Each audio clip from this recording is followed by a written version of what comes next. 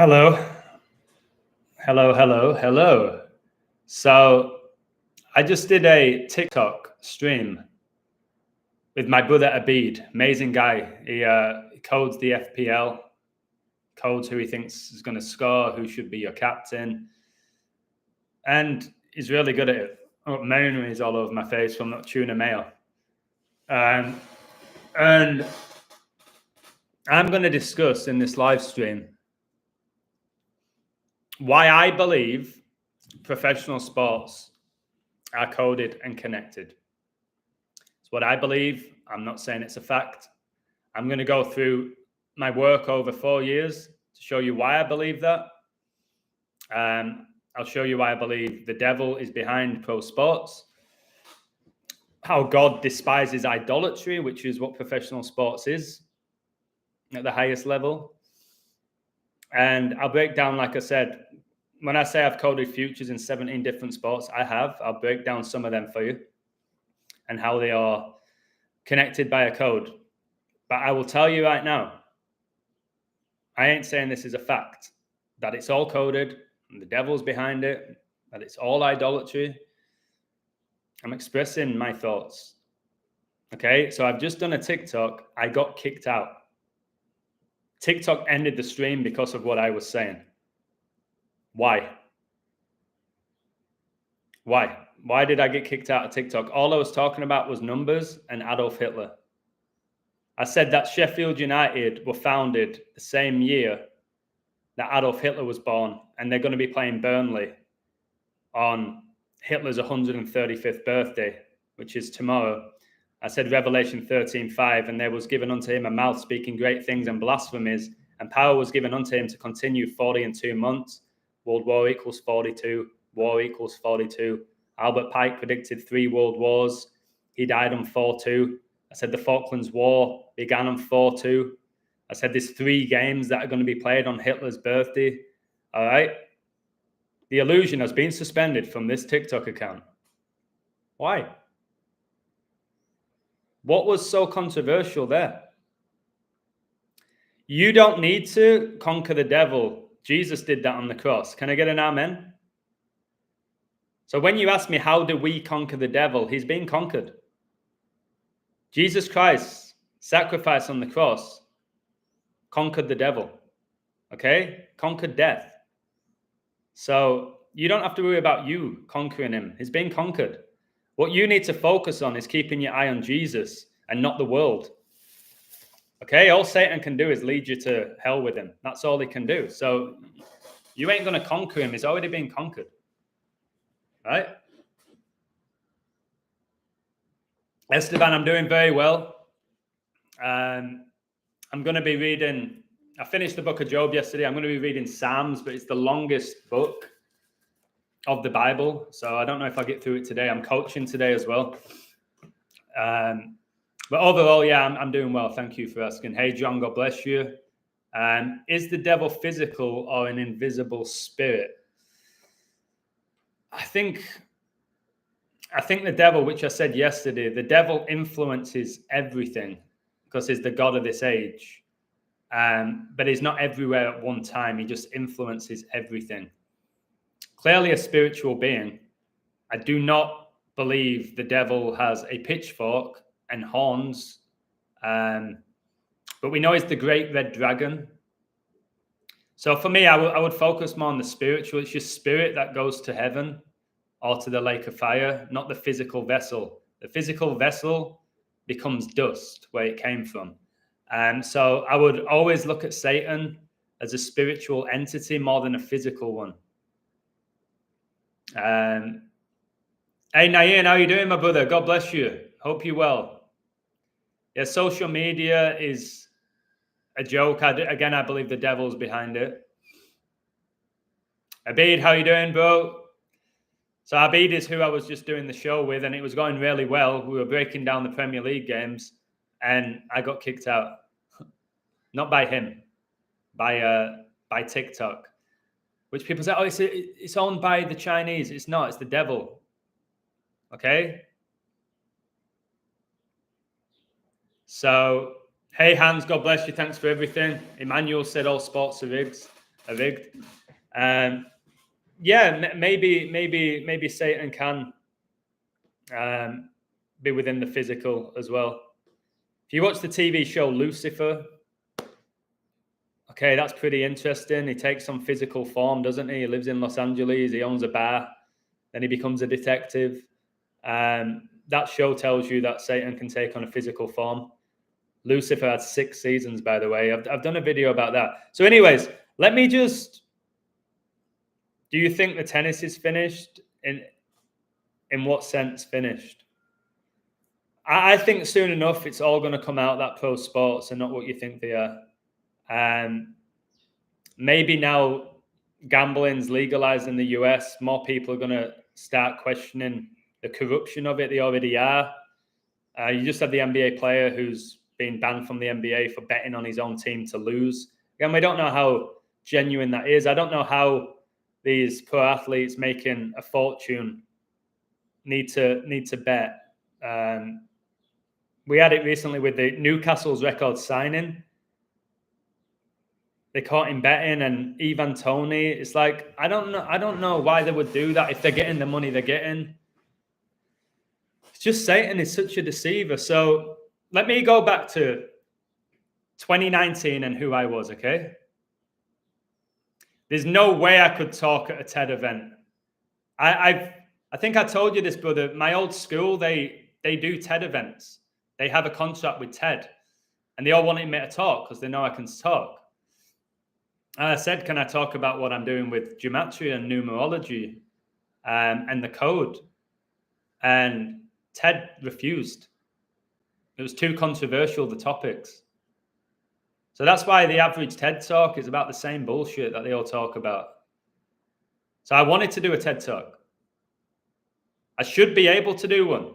I should be able to go on that stage, put together all the information that I've put together over 4 years, present it, and let people make their own choice, yeah? If it's a world of free will and free speech, no. My content was too controversial. And you can't talk about anything religious at a TED Talk. Why not? They make out TED Talks to be, go express yourself, as long as you talk about what we want you to talk about. And then, like I said, with YouTube, I got paid good money from them. I get paid next to nothing now, like $30 a month. Why? Because I'm talking about topics that Satan doesn't want me to talk about. So let me break down.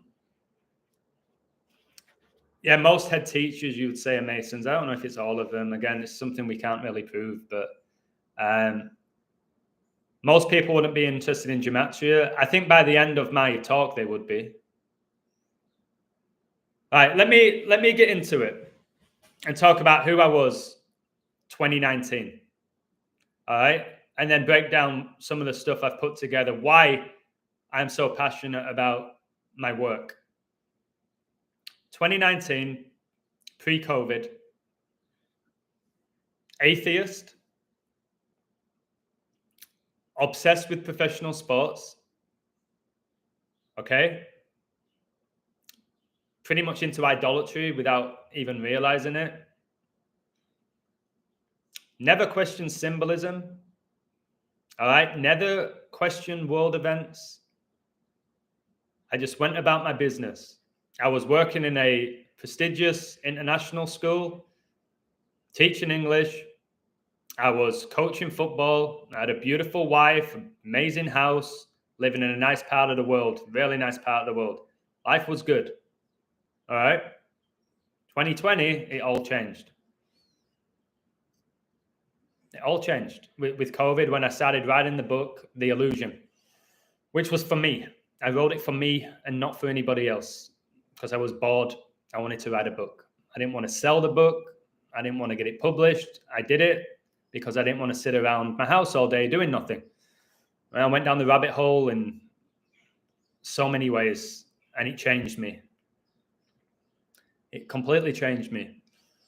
Then I come across gematria and numerology and all of that, and I pick it up really quickly. I never heard of gematria. I'd heard of numerology, heard of it, didn't look into it. But I picked up gematria, numerology, and coding like that. Something just like that. And I've had people say, Satan gave you the gift, God gave you the gift. And my answer is always, does Satan like what I talk about? I don't think he does. So I'm not sure Satan gave me this gift to expose him. What he gains out of it, I don't know. I believe that this is a gift that is glorifying God more than it's glorifying the devil or man. Okay? That's how I see it. So started coding, and I was getting practically everything right.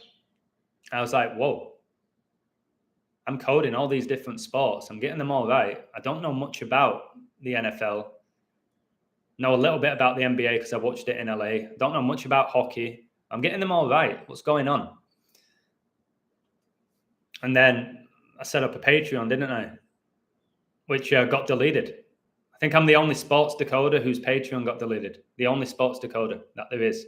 Because I was getting everything right for those 2 years when my life was coding. So hear me out here. For those 2 years when my life was coding 24/7, I was incredible, insane. And I won a shitload of money. All right? Because that's all I cared about. The code and money for those maybe 2 years. And it worked for me. And I don't regret it at all. But then I stopped watching the sports, got rid of my TV, stopped betting. So I admit my motivation for coding the sports is not what it was. That makes sense. I still care because I still expose it. I still put out codes. All right. It's not that I've suddenly just stopped doing it. I'm just not as active and passionate about it, but I still do it as well as most. All right. Sometimes I do a code in 1 minute. Sometimes it takes me 20 minutes. But back in the day, my whole life was coding. It revolved around sports. Now, to go from being an atheist who was obsessed with sports to being reborn in Christ, who no longer wants to watch sports, doesn't have a favorite team, doesn't gamble, doesn't speak to his friends about it, doesn't play fantasy Premier League. It's a big shift for a lot of people, a shift that people can't quite comprehend. And I understand it. So there's different ways of going about it. Adam's lost his mind, he's mental, he's having a nervous breakdown, he's an attention seeker, or he's just doing it for money. So again, remember when I gave up my house, gave it all up, all right, gave up my job, when I was just starting out coding, I wasn't making money at the beginning of it all. So I took a chance. I wasn't even sure why. I told you, why am I leaving my wife? Why am I leaving this beautiful house? Why am I leaving this really stable job that I love? What's going on? I just couldn't quite understand it. I feel like there was a deeper purpose to it. I think I was chosen out of the world and I wasn't sure at the time. So I got my first code that made me think I could make a living out of this and I could change a lot of people's lives. It was my Tom Brady code. So we'll start off there. All right. Tom Brady. We've all heard of him. Even in England, we've heard of Brady. Same with like Michael Jordan. There's certain athletes we've heard of in the UK, even though we're not big into those sports. We all knew Michael Jordan was, Brady. All right. Now, Brady won Super Bowl 55, and I coded it before the season began, and that he would beat the Chiefs. Now, again, I didn't know anything about the NFL. I believe that I'm being divinely guided with my gift. Okay, and I think back then I was being divinely guided, and I just didn't know because I didn't believe in God. So I was like, I think Brady is going to win Super Bowl 55 in his 10th Super Bowl. It started there because I knew that 55 was the 10th Fibonacci and 10th triangular number, and 5 plus 5 was 10. I knew in gematria Satan equals 55 and 10, and I knew about Baphomet all the way back then. Baphomet's a goat, which is Brady. Okay, so straight away I've just gone with that, and I'm like, okay, that's good, but it ain't enough. It's not enough. But let me keep going. Let me learn about this Tom Brady guy. Okay, gematria numerology is Satanism. I don't believe so. I don't believe so. I think Satan uses it. I think the numbers belong to God. Gematria is definitely not satanic. All right? It's not. When you actually look at gematria, that all letters have a numerical value. All right? And we go to the Hebrew Bible, like, it's not satanic. It's 100% not satanic. I think Satan uses gematria, numerology, symbolism in a satanic way. But it's like saying all symbolism is satanic. Like every symbol is satanic. No, Satan can infiltrate everything. The code, symbols, Bible, human body these days. Guys, let me turn my air conditioner on. Can you hit that like button, please? This is good. I'm going to go deep here and show you exactly why I believe it's all coded. Because there's not many coders that code every sport, and have coded futures in every sport. All right? They often stick on one sport that they enjoy and they still watch and they're interested in. I'm going to cover all of them here as well as I can in the time that I have.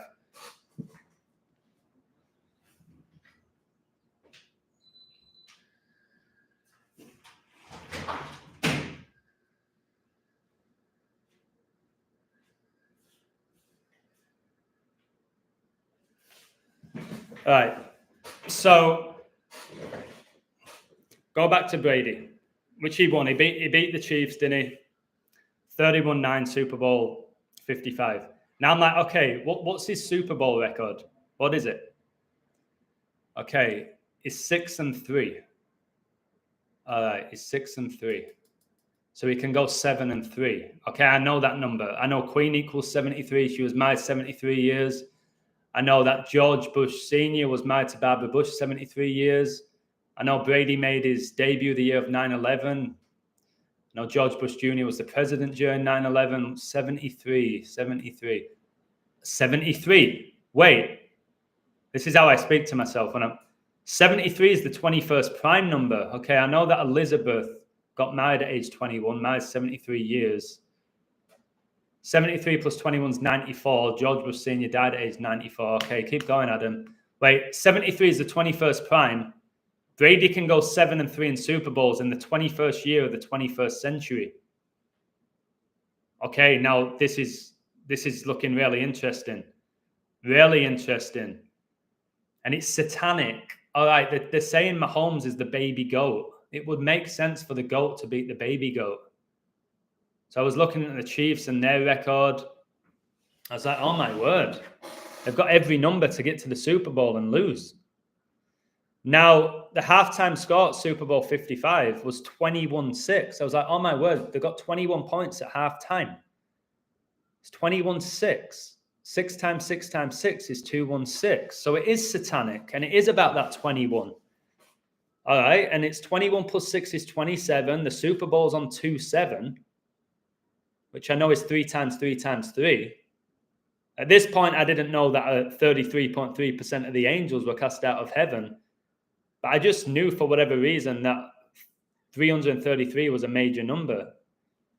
And then we know that Brady retired with 333 days left in the year after making $333 million US dollars, after making 333 regular season starts as a quarterback. So I'm like, okay, Bucks ain't going to blow this because of that 21.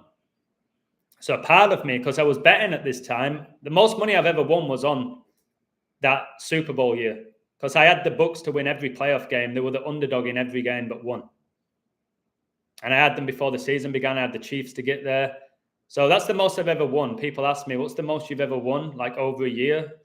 It's from that Super Bowl 55, because I stuck with the numbers from the beginning, and I just nailed the whole season.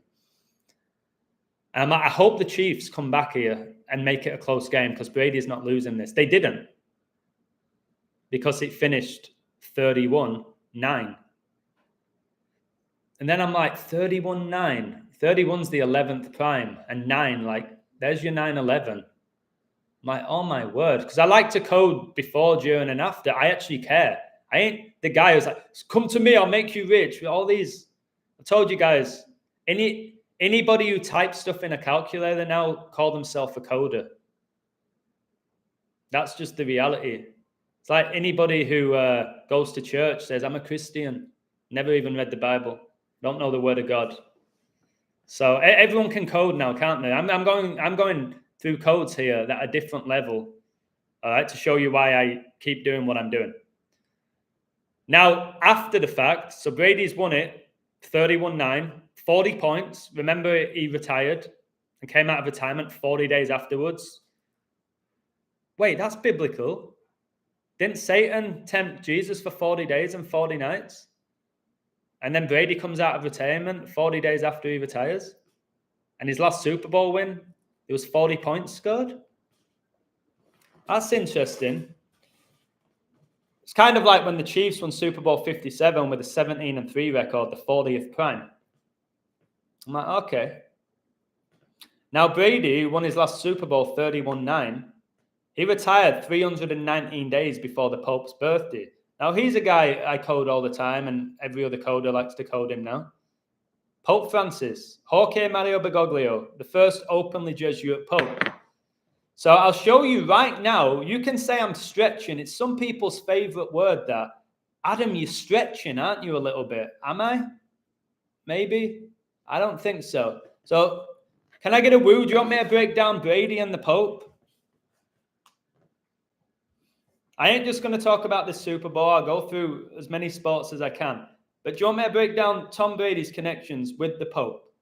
And you guys can tell me if I'm stretching or if I've been given a gift from God to expose the deception of this world, which is everywhere. Yeah? I'll give you it then. And remember, don't come to me thinking for $10, I'm going to make you mega rich and code every single game correctly. That's delusional. I'd charge you $100,000 a month if I could code every game right. Plus, I won't have to charge anybody anything. I'd just make billions from betting by myself if I knew every single outcome. So let's break down Brady and the Pope. Because I know a lot of you watching and a lot of the doubters will say, what on earth has a quarterback got to do with the head of the Catholic Church? Let's just break down the numbers. Okay? I'm a numbers guy. Pope Francis was born 1217. December the 17th. We know Argentina won the World Cup a day after his birthday, and he's Argentinian. All right?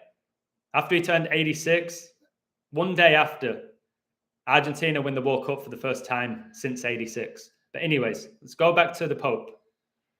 Pope was born 1217. 1217. That's the 199th prime number. Now let's stop there for a moment. Go speak to 1,000 people and ask them what that prime number is. How many know the answer? All right. Maybe one. All right, for a start. So Francis was born 1217, 1217, 199th prime. Tom Brady, the GOAT, he was drafted 199th pick. So let's just stop there for a moment. The 199th draft pick in 2000, which was in round 6, has gone to 10 Super Bowls, winning 7. We know Israel was attacked on 10-7. But we can just freeze there, yeah? Now have that conversation with somebody. How did a 199th pick go to 10 Super Bowls and win 7? You'll find that they'll say is mentality. A little bit of luck. They'll tell you that. That's all they've got. They ain't got anything else but that. So I go, okay, sure. Now, the Pope, he was born on Saturnalia. We're told Saturn has 7 rings. How many Super Bowl rings does Brady have? Type it in the chat. Pope Francis was born on Saturnalia. The planet Saturn has 7 rings. How many Super Bowl rings does Brady have?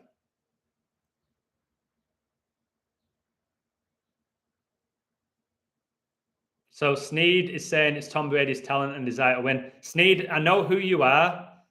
And if you're the same person, YouTuber, channel, get a life, bro. Your obsession with me is off the charts. All right, so one more comment. I'm going to have to ban you again. Oh, my word. Get a life. So it's just This is what I mean, guys. These people are so desperate for my attention. Brady's won 7 rings, right? I've told you he won his last Super Bowl 31-9. And then he retired 319 days before the Pope's birthday.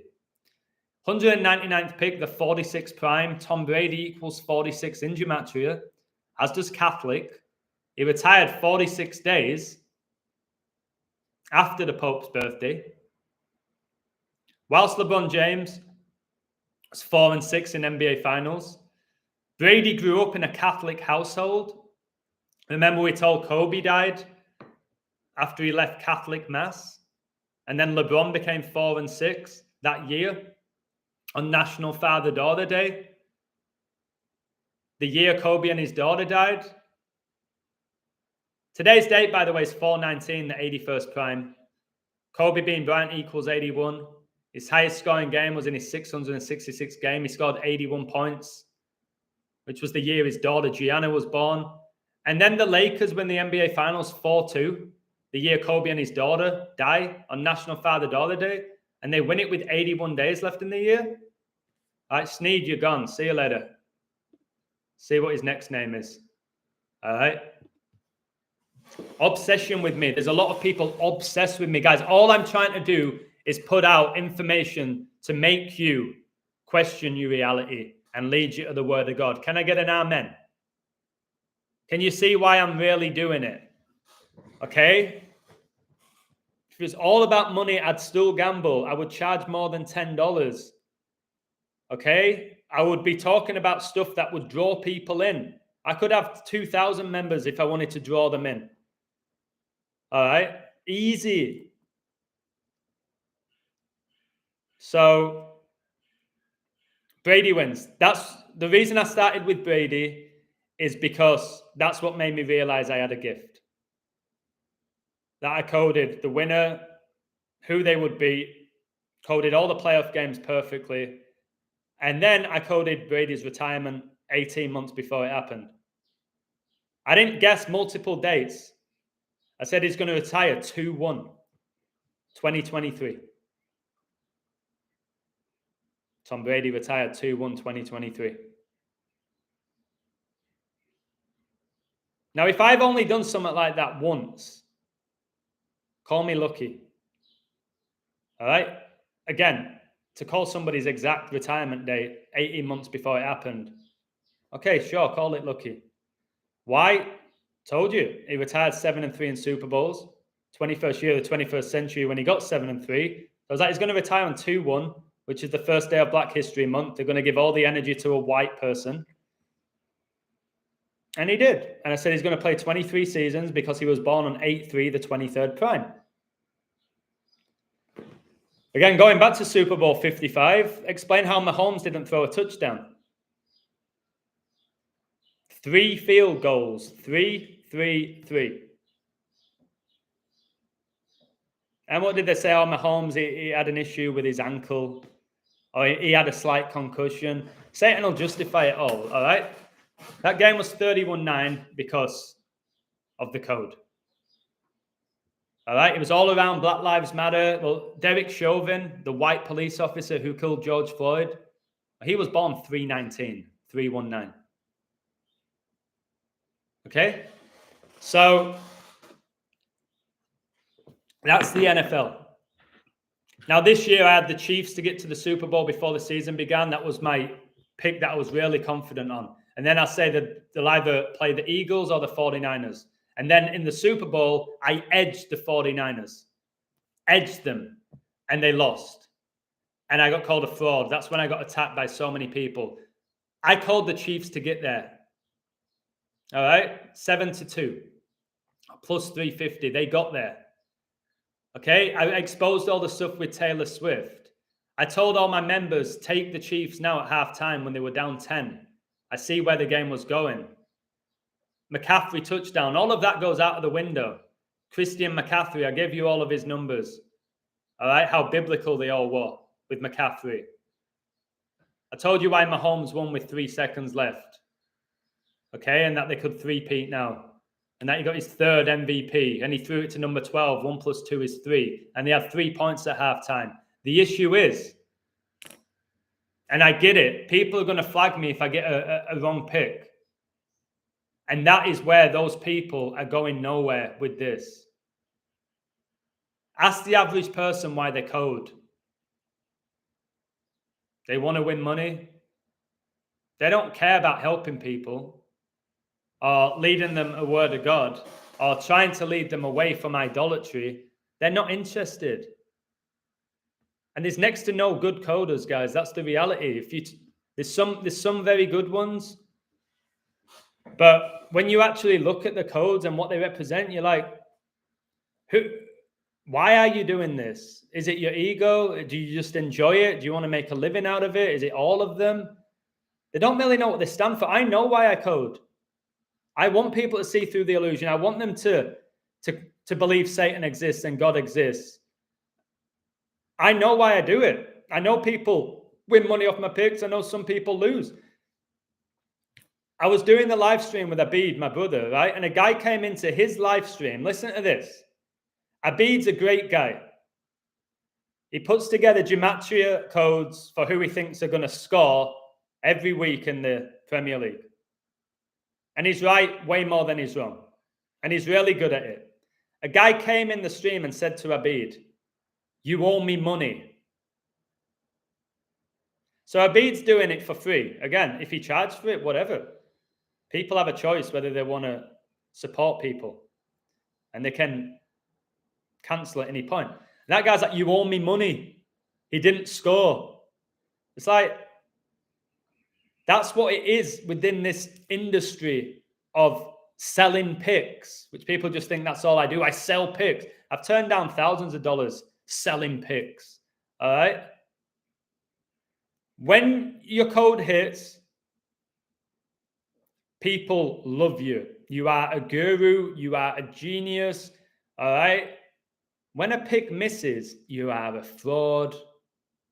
And it got me thinking about how fickle human nature is.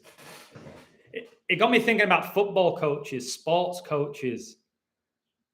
1 minute, I'm going to give this example that I gave to Abid. A few days ago, there was an interview that I watched. You guys know Southampton Football Club? All right. They're battling it out to try and get promoted to the Premier League. The Saints, right?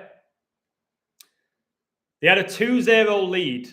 They had a 2-0 lead against a struggling team in the Championship at home. It became 2-2. Fans all left. There's about 3 or 4 minutes left. The fans left. Half of the stadium left because we've blown a 2-0 lead. What's the coach doing? Why did he make those changes? Why didn't we just keep possession of the ball? We didn't take our chances. We're never going to get promoted with these type of decisions. All right? This poor mindset that we have. So they're getting interviewed as they're leaving the stadium. 94th minute. Southampton score. Winning goal. They've won it. And the guy who scored it was one of the substitutions. You listen to these fickle fans. Get in there. Done it. That never say die attitude that we have. We're going up. We're going up. Yes. Seconds after berating the coach and the team. Can somebody give me a woo to see this? To see how fickle people are in the world, especially in the world of pro sports? Arsenal fans a few weeks ago were saying, Arteta, what a coach. What a coach. He's worked wonders at this club. Incredible stuff, whilst they were top of the Premier League and still in the Champions League. 1 week later, they get beat by Villa, and now they're out of the Champions League to an average Bayern team. Listen to what the Arsenal fans are saying about Arteta now. Am I wrong? Am I wrong? Or are people fickle? Are they weak-minded? Do they really have loyalty? Or do they only care about their own selfish desires, eh? Was it 97th minute? Okay. But you get my point. They were leaving the stadium, Charlie. What's the coach doing? Okay? What's he doing? We had a chance to catch up with Leicester and with Leeds and Ipswich and we've blown it. It's what I say to people. The amount of times people mess with me. Why did you go Liverpool to win today? You clown. They're 2-0 down at half time, you joker. I'm like, the game ain't done, mate. Liverpool win 5-2. Did that guy message me back and say, sorry, mate. Sorry, I got a bit carried away with myself. I had a lot of money on it. I'm sorry. Your code hit. No, he didn't. He didn't. And that's why I don't like dealing with gambling addicts and sports fans who are into the idolatry of it all, because they're fickle. And it's the same with the code. Now, the stuff I'm giving you here, the stuff I just gave you about Brady, number one, I predicted it, which helps, but it's all a fact. Can I get a woo? There wasn't one thing I said about Tom Brady there that's not a fact. Not one. Not one. And yes, I called him to win it. It gives it more justification to my work. But even if I didn't call Brady, all right? Let's say I called the Chiefs to win it, which I didn't. I called Brady. But let's say I called the Chiefs and they got to the Super Bowl and lost. Am I a fraud? Does that take away the numbers with Brady and the Pope? Does it? It doesn't. Let's talk about Harry Kane. Let's talk about Harry Kane. Harry Kane was born exactly 22 weeks after Bobby Moore died. Bobby Moore was the captain for England when they won the World Cup in '66. Final was in London where Harry Kane was born, and he was wearing number 6. He was given the trophy by Queen Elizabeth when they beat Germany 4-2. So Harry Kane's born exactly 22 weeks after Bobby Moore died. Harry Kane goes on to captain England at the 22nd edition of the World Cup. The guy can't even talk. I don't know how he's a leader. He's not won anything at club level, and he can't even, I'm not Harry Kane, we've got to think I'm going to lead England to a World Cup. He can't talk, and he's not won anything. So for me, my leader, I want to be somebody who's been in major finals and won a lot of them. Not Harry Kane, but he's captain because of the code. All right? He was born on the 79-year anniversary of World War I beginning. 79 is the 22nd prime number. It's why he's playing in Germany now. It's why he's the leading goal scorer. Notice Bayern just knocked out Arsenal. How convenient for Harry Kane and Eric Dyer, eh? Watch Eric Dyer's interview. How does it feel to knock out Arsenal as an ex-Spurs player? Yeah, it's nice. Yeah, it's nice. It's nice. It's nice. Yeah, it's nice. He said it about 7 times. It's nice. It's really nice. Yeah, it's nice. Pretty convenient, eh? It's all pretty convenient that Kane's going to be captain in England at the Euros that takes place in Germany on Donald Trump's birthday. That's kind of convenient, no? No, you're stretching, Adam. You're stretching. Whoa, am I stretching? Because everything I've just given you is a fact. So where am I stretching, baby? Where's the stretch? What number was Bellingham at Dortmund? Was he number 22? Was he number 22 for England at the recent World Cup, at the 22nd edition? Did he score England's first goal at that World Cup? I think he did. No, you're stretching odds there, mate. Proper stretching, mate. Yeah, I am. Same with all the symbolism. I'm stretching. Let's talk about Scotty Scheffler for my Abid's good friend. So let's go back. Well, I can't go all the way back there. I don't have all the codes in front of me. But you can go see that I coded the Olympic gold medal winners in the men and women's golf before the Olympics began. 12-1, 8-1. All right, not just the men's winner, but also the women's. All right, in golf. I've just called Scotty Scheffler to win the Masters, the second time he's ever done it. And let's read out the code. And now Scotty's saying he's given himself to Jesus Christ. All right, and that he's going to glorify Jesus Christ. What, by playing golf? You think Jesus needs Scotty Scheffler to glorify him? Scotty Scheffler's God is the devil. All right, you watch golf, watch some of the shots Tell me it's organic. Tell me it's technology if you want, but tell me it's organic. The shots that you see them do, the putts you see them do, the ridiculous hole-in-ones we see in every other tournament now. All right? Taking shots where it's bouncing off the water 3 times, spinning around, rolling in. All right? And now all these celebrities are playing golf, pulling out these unbelievable shots. Steph Curry, Gareth Bale, all right? Michael Phelps. Guys, if any of you have played golf, man, that is a tough sport. It's a tough sport. And just look at the shots they're doing.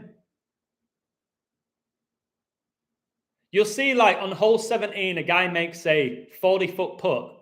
And on hole 18 to win the tournament, all right, it's a couple of inches away and he misses. Oh, it's Vegas. It's this. It's just the pressure got to him. Pressure got to him. Come on, man. So let's read out this code by Scheffler one. So Scotty Scheffler is an American golfer. He plays on the PGA Tour. And he's won 2 major championships. He won the 2022 Masters and he's just won the 2024 Masters. He claims that he's a devout Catholic, believer in Christ. He said he wanted his caddy to be a believer in Christ. Sure. What a load of nonsense. So the recent Masters began on April the 11th. That was Anton LaVey's 94th birthday, who founded the Church of Satan. The tournament ended a span of 2 months, 1 week, and 1 day before Scotty's birthday, like 2/11, the 47th prime. We're going to have the 47th US president. Scotty's Catholic. Vatican City was founded on 2/11. Basilica was struck twice by lightning on 2/11, which connected to Satan. Scotty was born on 21/6. 6 times 6 times 6 equals 216. Okay? And Scotty Scheffler's Masters wins, when you combine his wins, 21 under. Because he won with -10, or 10 under and 11 under. 10 plus 11 is 21. All right? 21's the 8th fib and the 6th triangular number. It connects with his birthday, eh? Connects with his birthday. And that 10-11, that's when the Lakers won the NBA Finals the year Kobe died, on 10-11. All right, October the 11th, which leaves 81 days left in the year.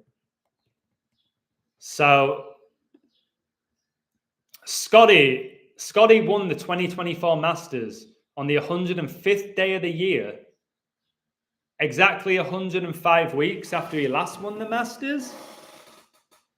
105 weeks is 2 years, 0 months, and 4 days, like 24, Hitler's birthday. Scotty Scheffler has the SS, all right, which connects to the Nazis, his initials. He won this Masters, guys, all right, 187 days after Israel was attacked by Hamas. And golf tournaments, they end on a Sunday. The Jesuits worship the sun. Society of Jesus equals 187.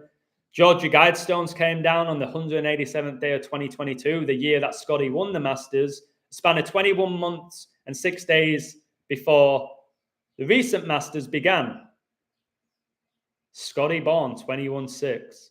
All right, I said he can win it 68 days before his birthday. All world wars began on 68 date in Emoji Pure. Hitler died a span of exactly 68 months after World War II began. All right, and is that why on day 4 he shot a 68? Is that why Man City won the European Cup, the 68th edition, with a 68th minute goal? Guys, can you hit that like button? Adam Sandler's making a Happy Gilmore sequel. Again, that movie is probably more realistic than actual golf.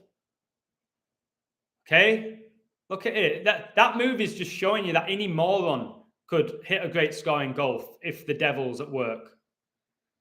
I told you your grandmother could knock down threes in the NBA if Satan wanted her to. And somehow the media would justify it. She's not as fast as she used to be, but she's not lost that 3-point shot. And they'd still convince people. Wouldn't they? 105 is the 14th triangular number. Shall we talk about Declan Rice? How much money, guys? Luke Littler, yeah, sounds like Hitler. It's come out of nowhere. It's got all these war numbers. I've coded him to win a darts tournament before as well. Darts, what's the highest score? 180. What's that? 60 plus 60 plus 60. God bless you, Gus. Much love. 60, 60, 60. Let's throw it in the bullseye. All right, the bull connects to Satan. It's why Chicago Bulls were founded in 66, the year the Church of Satan was founded. It's why Michael Jordan, the GOAT, went to 6 NBA finals, won 6, and won 6 MVPs with the franchise that was founded in 66. And he was 6'6".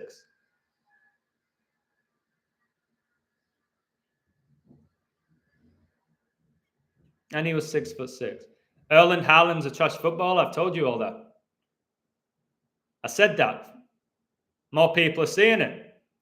If you want to just go off stats to judge a player when they're demonically possessed, do it. Erling Haaland is not a technically good footballer. I'm right. And you can be the moron that says, well, how many Champions League goals have you scored? How many trebles have you won, eh? How many golden boots have you? And that weak mindset, do it. I'm telling you, Erling Haaland is technically shit. And he is. And I told you, he doesn't do it against big teams. Am I right? I'm right. He doesn't. Oh, you're stretching there, Illusion. That's a stretch. I'm not stretching.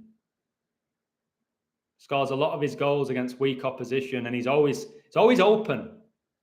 All right? Big, massive striker. It always seems to be open in the 18-yard box, especially for headers. Where's the defending? It's Premier League, guys. Why? Oh, it's movement, Illusion. Have you seen his? I have seen his movement. The guy can barely move. All right? He's like a horse that's about to be put down. Haaland, the way he runs. Not as bad as Jokic, who's been shot in both kneecaps when he moves. In slow motion. Sometimes when I watched NBA, when I used to bet, I'd watch Jokic and go, is this in slow motion? Have they slowed it down?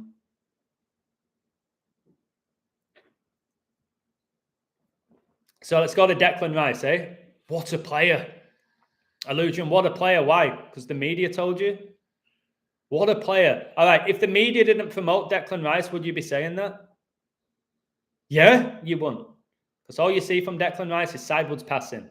All right, and he wins a few tackles. But because the media have told you how great he is and his price tag, Declan Rice is world class. So, what a player, eh?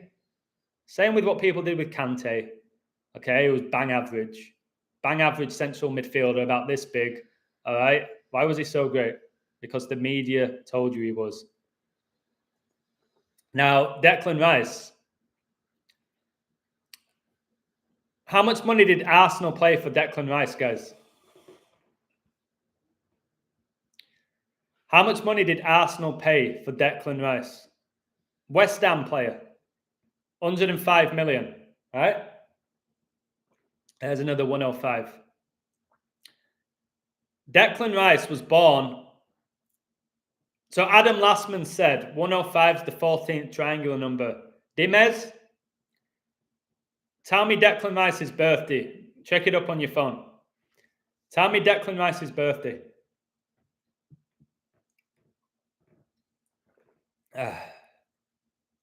What's Declan Rice's birthday, guys? Again, should I know Declan Rice's birthday? No, but I know it.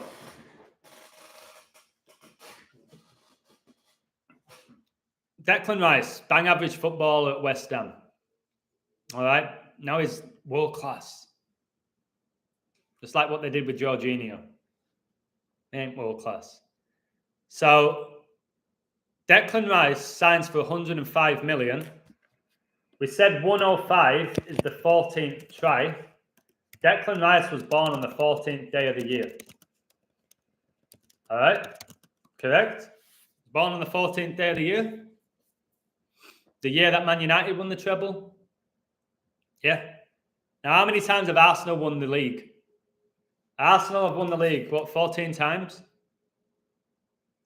Who's Arsenal's greatest ever player? Is it number 14, Thierry Henry?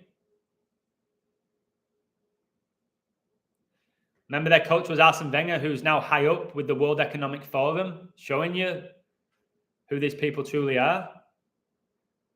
So, again, Did Arsenal pay 105 million? Is it a lie? Is it the truth? Is it coded? Is he worth it? Is any footballer worth that amount? Is he world class? Should we even care? But the fact is, I've just given you those numbers.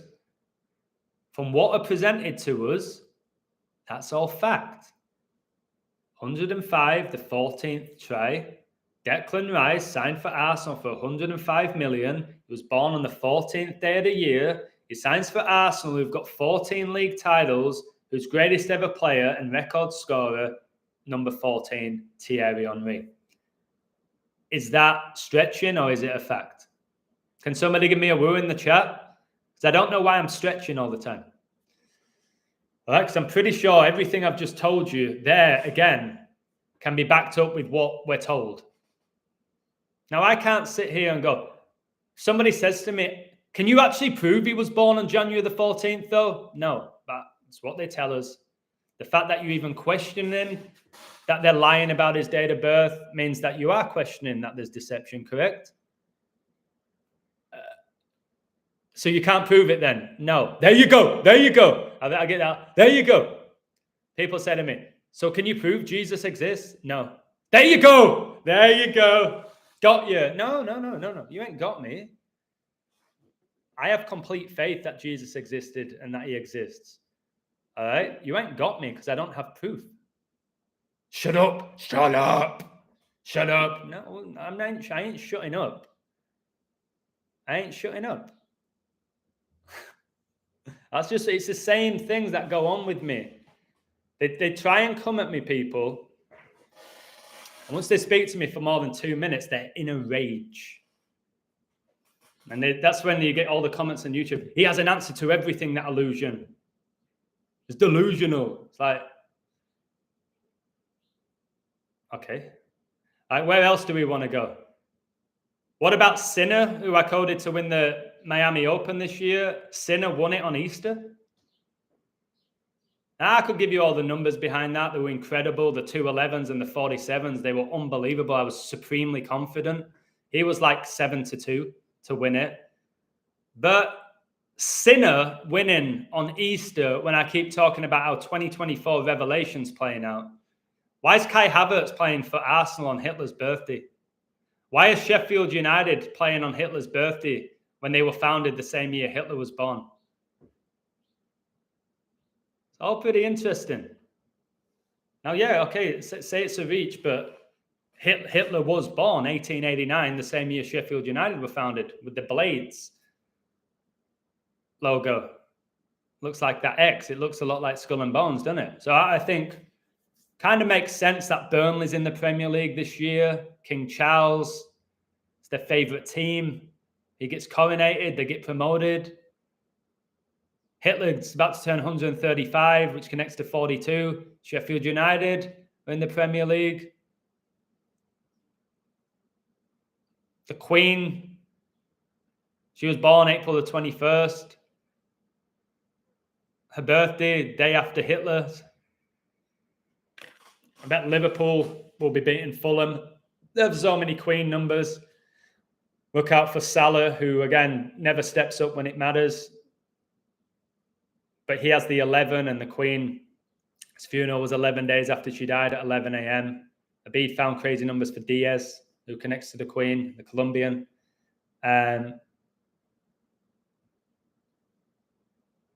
Yeah, some might say Tony Adams, but I think if you spoke to an Arsenal fan, 100 Arsenal fans, they'll probably tell you Thierry Henry is the greatest ever player.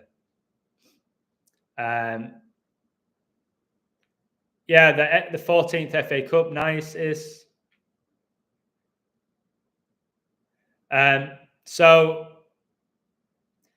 Illusion's camera looks like a 70s movie. Yep, because again, I ain't about image and materialism. And guys, I told you, if I wanted to go next level with my presentation and marketing, I'd be doing incredibly well.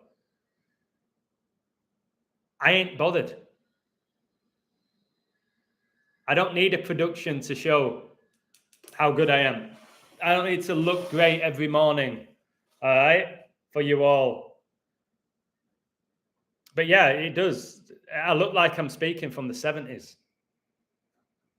I ain't bothered. All right, what else do you want to know? Okay, let me try and clean the lens for you. Is that better? Is that better? Can I get a woo? Does that look cleaner?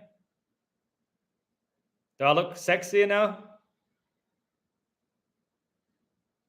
Cleaner, better? No? Yes? All right, so we've covered a bit of golf. I like my Man City. They won the treble on Prince Philip's birthday. 68th minute goal, 68th edition of the European Cup. Pep got his 337th Champions League win, the 68th prime. I find that very interesting, especially if Pep goes 6-8 this year and wins the Premier League. We'll see. Long way to go. Or maybe not, but anything can happen. Hey, can't keep your eyes off the Premier League, guys. Mocking Jesus with the lion with the crown on his head. Guys, have you seen Barcelona's new jersey? It's mocking the crown of thorns Jesus had on his head when he was crucified. I don't know how camp this Lewandowski is. All right. This right here, because I have the eyes to see, is mocking the crown of thorns on Jesus' head. And this Rafinha guy looks beyond feminine.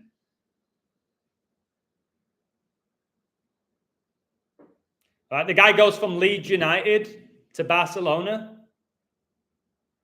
Very suspect, eh? Can I get a woo? Very, very suspect how you go from Leeds United to Barcelona.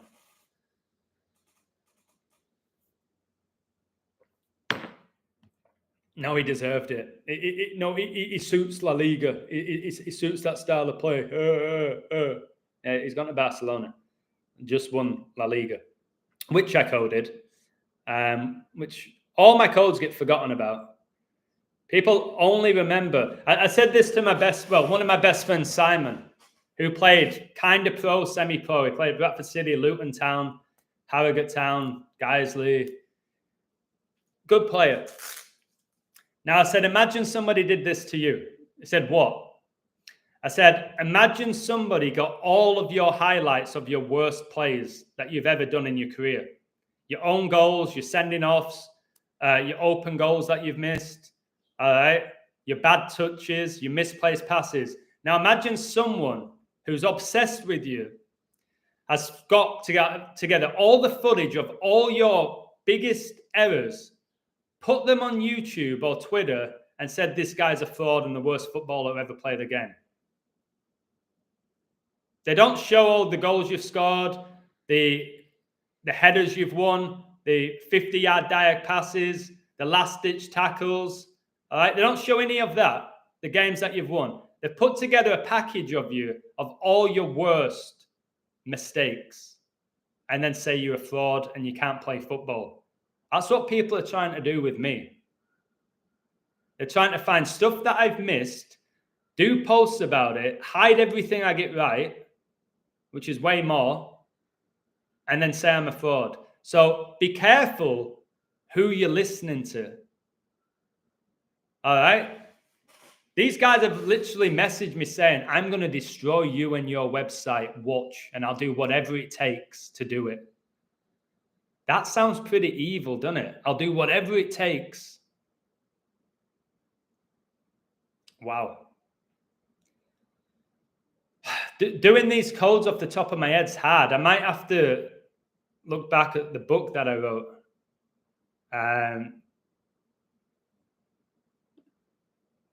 Let me find it. But I don't have my USB. Yeah, I don't have my USB. I'm not going to be able to read them all out. But how about Gareth Southgate, who was hired on 11:15, and the declaration of war was made at 11:15 a.m. And now Southgate's going to be coaching England in Germany, and he missed the penalty against Germany in '96. Remember the Queen died at age 96? I wrote a book about it. I predicted it. All right. And then what do I get?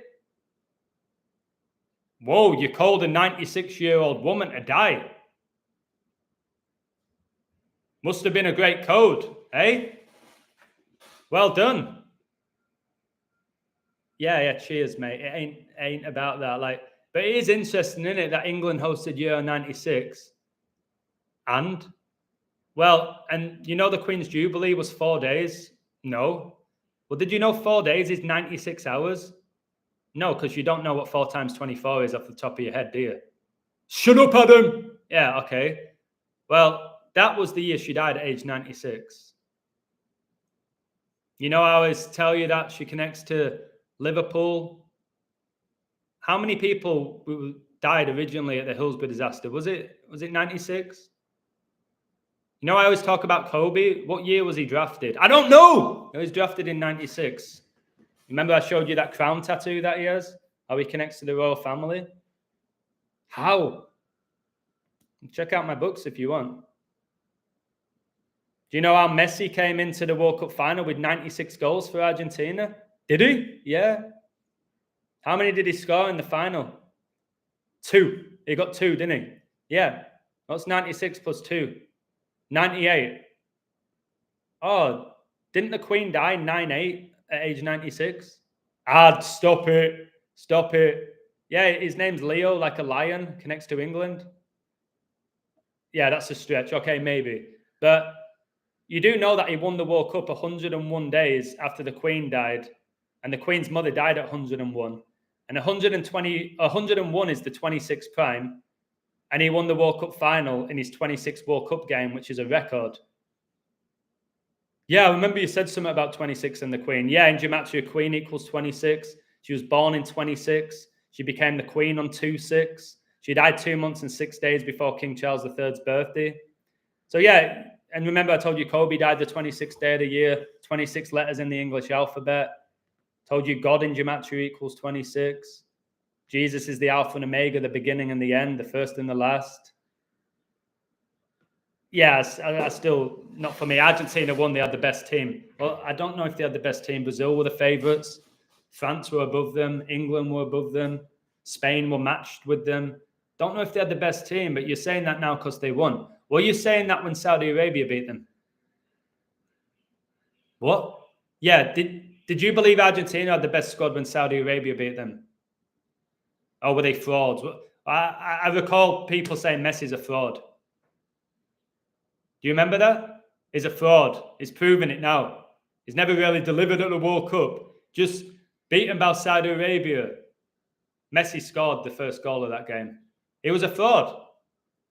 28 days later, or whenever it was, because the World Cup was 28 days, 3 weeks later, is the GOAT, is the greatest, is a leader.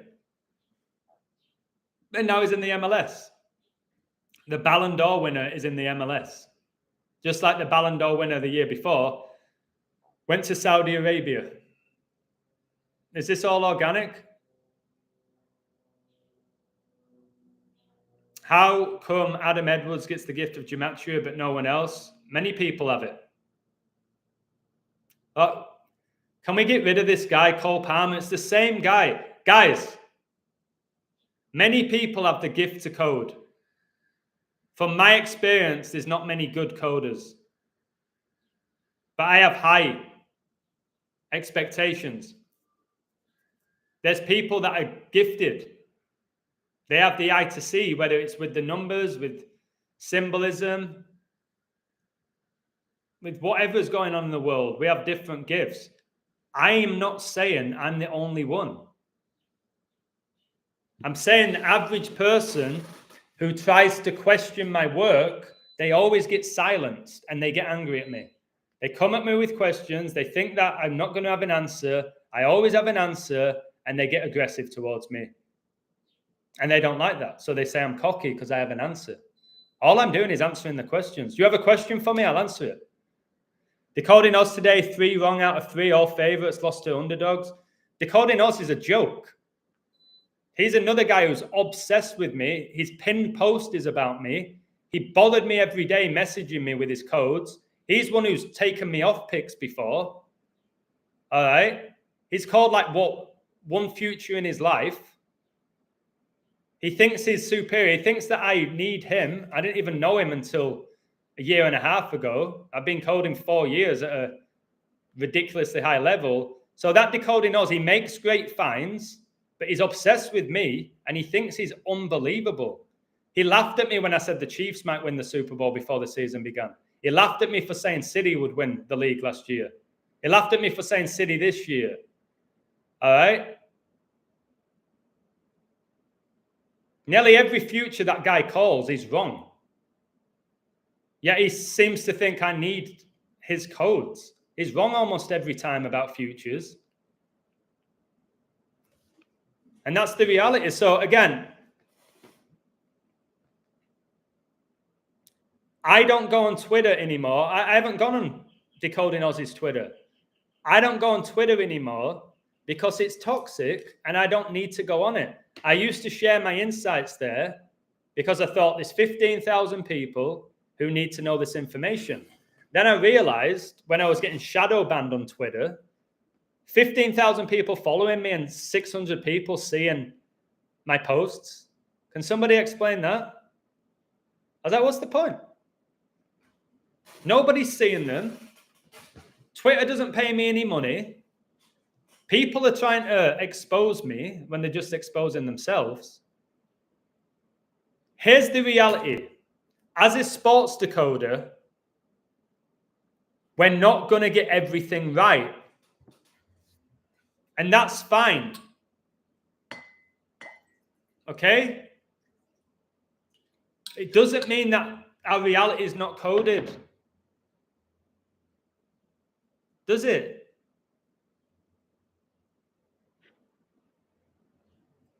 You are blessed if you are persecuted. Remember, they did it to him first. Yeah, I'm not going to compare my level of persecution to Jesus's. It's not even close. But people don't like the truth.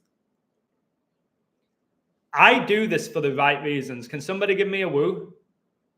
I am doing this for the right reasons. I preach the word of God. All right, I respond to nearly all of your comments. I expose pro sports. I don't watch them. I don't say you're going to get rich from signing up to me. All right? Anything like that. I do it for the right reasons.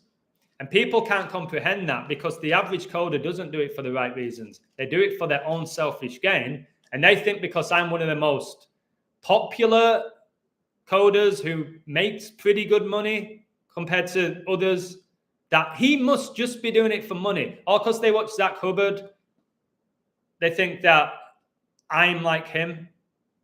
Because when it comes to it, when it comes to coding with this community, the two people that make the most money is probably him and me. But he really is obsessed with money. Like genuinely. And he's buying $500,000 houses with the money he's made. Again, that's on him. He can do what he wants. But I do what I do for the right reasons. Do I make some money from it? Yes. And if you think that Christians can't make money, it's because you've been given the wrong doctrine. I can do what I'm doing and make money and make a living out of it. I don't know why people think I can. They don't have any scripture to back it up. I don't put my love of money above my love in Christ, do I? Ask Decoding Oz who he believes Jesus Christ is. Julius Caesar? That's who he says Jesus Christ is, Julius Caesar. Let him believe that. It's his choice. So they're not desperate for your attention. It's envy, jealousy, and demonic. Yeah, I see these people as little demons anyway. That's how I see them. And I don't know what else to say about those people. They're going to keep doing it as long as they want to do it. But it's not helping them. They're not being helped in any capacity by trying to expose me. They're just making themselves look silly, all of them. And they can keep doing it. But again, put up all the picks I get wrong. Do it with Decoding. Imagine somebody was following Decoding Oz now, taking all of his picks that are wrong, all like 30 futures he's got wrong and just set up a Twitter page dedicated to him. That is a fraud. Decoding Oz makes amazing finds. I think he makes some remarkable finds. I think he has a gift. But when it comes to like futures, if it's just about that, he's terrible. And recently, so is Zach Hubbard. And I'm not wrong. I've coded more futures than both of them put together in probably a month than they've done in 3 years. But I'm a fraud. Right, where else do you want me to go with this? Snooker tournaments. I lost a lot of my codes because Patreon took down my page.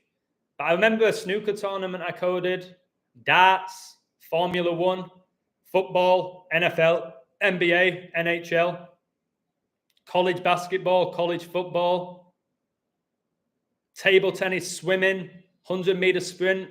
It's all connected. All right? Horse racing, which is really hard to code. I don't recommend coding that. There's too many horses. All right? Too many jockeys, too many trainers.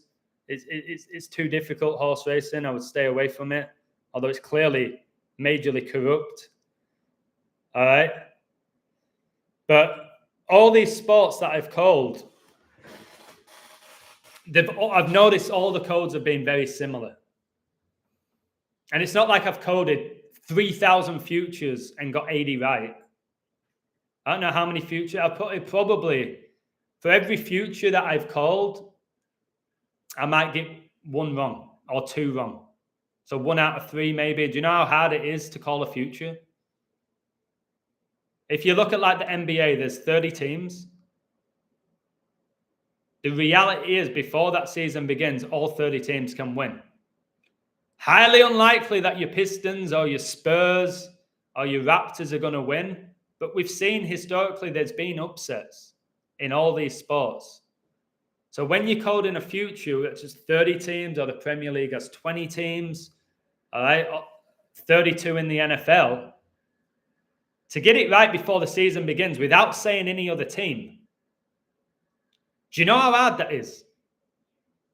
Now, there's times, this is where people are lying about me or telling half-truths. Last year, and I'll tell you straight, I got it wrong. Last year in the MLB, there was 2 teams that I liked. All right? And I've been straight up honest about this. I like Tampa Bay Rays and I like the Braves. Neither of them won, okay? Texas Rangers won, didn't they? Texas Rangers won, and they won 4-1, and I broke it all down, and I got 4 games out of 5 correct in that World Series. I have then said, Texas Rangers win the World Series, put out my code. I have not said that I called the future from the beginning. I said Texas Rangers win the World Series in George Bush 9/11 riddle. Put the code out there. When there was 4 teams left, I said Texas Rangers will win. At one point, they were 8-1 because they went down 3-2 to the Astros. All right? They went 3-2 down to the Astros, and they ended up winning 4-3. So before that happened, I coded the Rangers. 8-1 at one point they became after that. That goes unnoticed. Can somebody give me a woo? Can you understand my logic or not? Because you can say, oh, he's just trying to protect himself. I'm saying, I put out the Rangers code. The only one left, there were 4 teams. I said, Rangers win this. And they became 8-1. But if I called Tampa Bay Rays, who I think was 7-1 before the season began, I would be a hero, yeah? So what is it, guys? Is it value that you want? Is it the money? Is it wanting me to be right from the beginning? Am I not allowed to change once my team goes out? Do I just, all right, guys, I'm out now. I can't play anymore. My team's gone. Or do I pay attention? Like this year in baseball, every game I've coded so far has been correct. Yes, I've only done 3. But is Decoding Oz telling you I got 3 out of 3? Is the other guy telling you whatever his name is? Are they telling you that? Did I tell you about the 7 futures I got right this year? Ask them how many futures they've got right this year if they ever leave a post like that. Just ask it. How many futures have you called Decoding Oz in 2024 if you're so good? How many is it? What, none? Okay, well, he did 7. So, yeah, well, he's lying. Yeah, I'm lying. Would I be able to lie about my codes when I have a decent amount of members that follow me and watch all of my videos? Would I be able to bullshit you all? If I've just off the top of my head said Sinner's going to win the Miami Open, I put it on my website, you don't think there'd be 300 people saying where? Where was it? Where was your Liverpool League Cup code? Oh, it's on my website. I did it before the tournament began. Well, I don't see it. Yeah, because you only signed it up. You only signed up 2 months ago, mate. Go all the way back to August.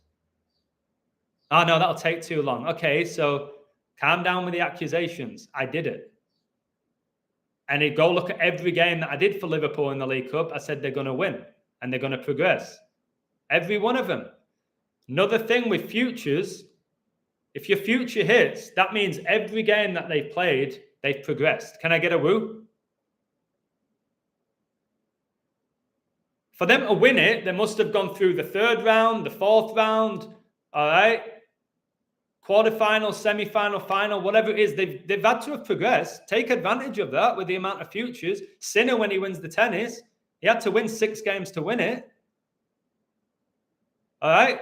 He had to win 6. I'm sure there was times where he was down and you could have gone in on him. Maybe there wasn't, but this is my point. It's that I have a way of thinking which is very smart to the average person doing this, but they say I'm covering myself.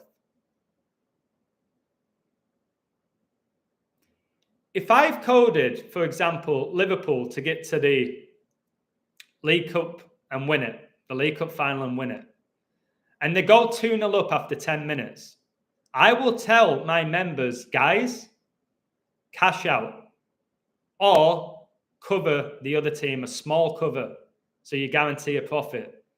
First thought to the average person, he's covering himself. No, because whatever happens, if Liverpool don't win that League Cup final, I'm wrong, yeah?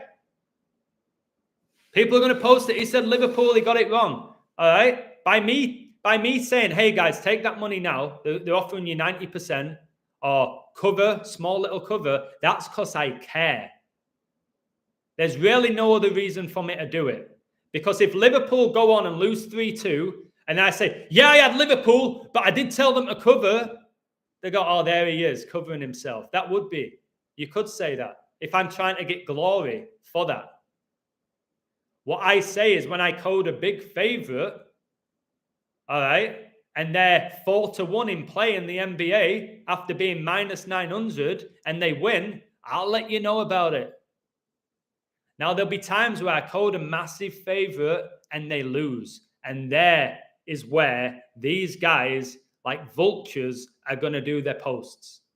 If you bet $100 on Illusions picks today, you would have lost this.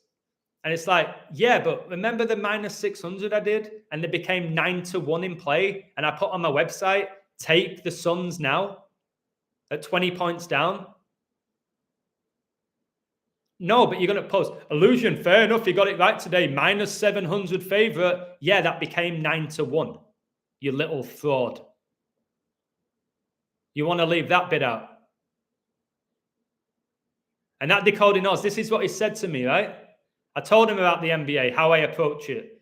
Remember, I've coded the NBA at an elite level for 4 years. And I have. Recently, I was doing favorites because I don't have the same fire anymore. But I used to do your average even money games. I did. And now I got a bit lazy with it. I'll be honest. I did. And he was like, yeah, well, all the time, the big favorites go down big and come back. And I went, bro, you bet, don't you? He was like, yeah. I said, if that always happens, why are you not taking advantage of it? That's that knowledge versus wisdom. Can I get a woo? He knew that these favorites kept going down really bad and coming back and win and becoming big value. He knew it. He said it himself to me. So I said, why don't you take advantage of it?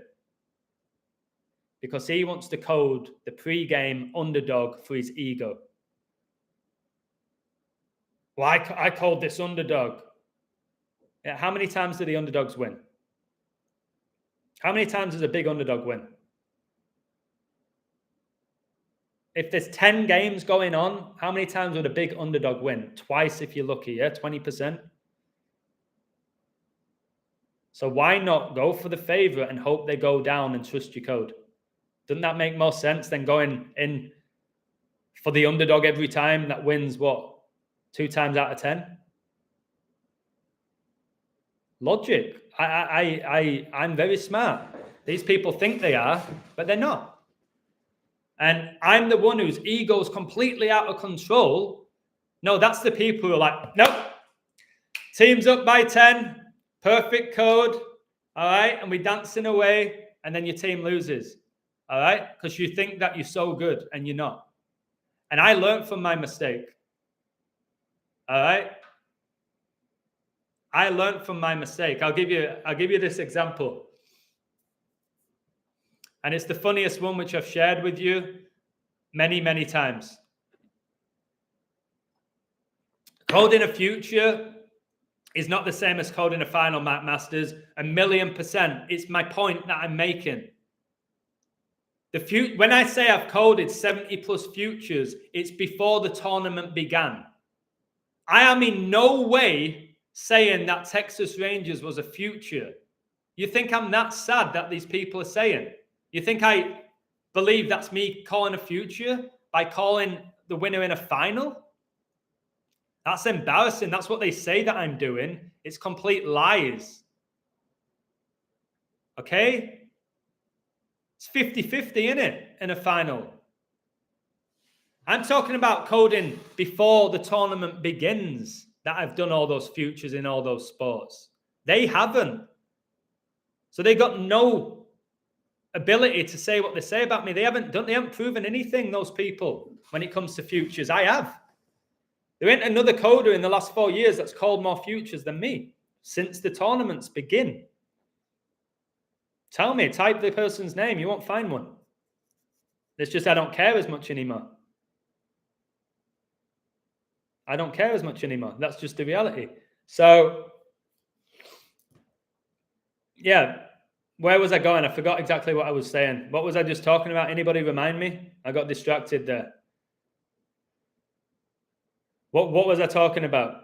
I know I was talking about the NBA. I was talking about the in-play betting, futures, covering yourself, being smart.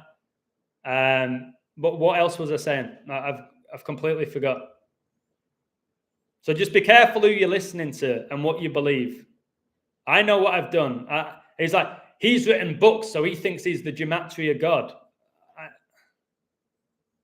Don't be bitter that you've not wrote any books or sold any books. Don't be bitter at me. I've wrote books. I've sold books. I've changed people's lives with the books. Not my fault you haven't. I don't think I'm a god for it. But again, if you look at what I'm doing to the average person on Twitter, what are they doing? I have written books with my knowledge. I have set up my own website because my Patreon got removed because I was exposing too much and I was too good at coding sports. That's why I'm the only one who got his Patreon removed who codes. All right. I have done one-on-ones with people and people have paid me money for it. They want it. They've contacted me. Hey, Illusion, can I pay to do a one-on-one with you? I'd be dumb to say no. They come at me and say, oh, can you teach me how to code? Can you do this? Can you do that? I want to learn from you. Yeah, sure. I'll do it. It's all about money. No, they're coming to me. And then I was like, whoa, that was easy. That was so easy. Can we do another one? Yeah. And then I tell people, hey, guys, I just did a one-on-one today. It went great. Oh, can I set one up with you? Sure you can. I'm taking advantage of my gift. Why not? I ain't using people. They're coming to me. I don't make anyone go to my website. I definitely don't make any of you watch my live streams. Okay, sometimes I ask for you to hit the like button, which is not that difficult. So have I made the most of my gift? I think I could do a bit more. But if we're making comparisons, Again, the master's at Hubbard. What, he's written 2 books in 15 years? I've done 11 in 4.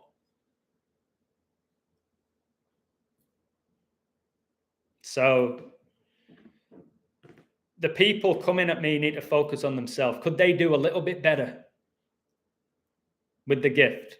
Like I said, Decoding Oz has a gifted mind. He ain't utilizing it very well. He don't impact many people. I've never seen his face. I've never heard him speak. All right. He makes great finds, and then nearly every future he hits is wrong. And then the other guys coming from me are the people that looked up to me, that followed me, that retweeted my work, that were on my website. One of them's come at me hard ever since the 49ers lost the Super Bowl. That's it. They probably lost all their money because my code was so good for the 49ers. But I gave you all the Chiefs numbers, which were remarkable. I thought the 49ers code was better. And the guy wasn't smart or bright enough to cover. And ever since that guy who idolized me, which makes me sick, now hates me because he probably lost all of his money on the 49ers. It can be toxic, guys. Do you know what I mean? One bad pick, one pick where they've put all their life savings on it and it loses, it's enough for them to hate you.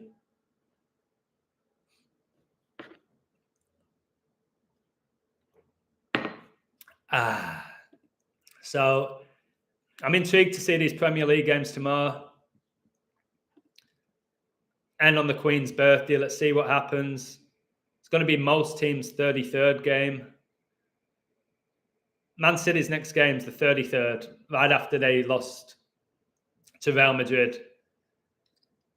First leg 3-3. Rudiger steps up with a winning penalty when the score's 3-3 on pens. He was born on 3-3. Man City had 33 shots in that game, which is ridiculous. And Real Madrid made it to the semi-final for the 33rd time in the top flight of the European competition. And now Man City's next game is the 33rd game in the league. Kind of convenient.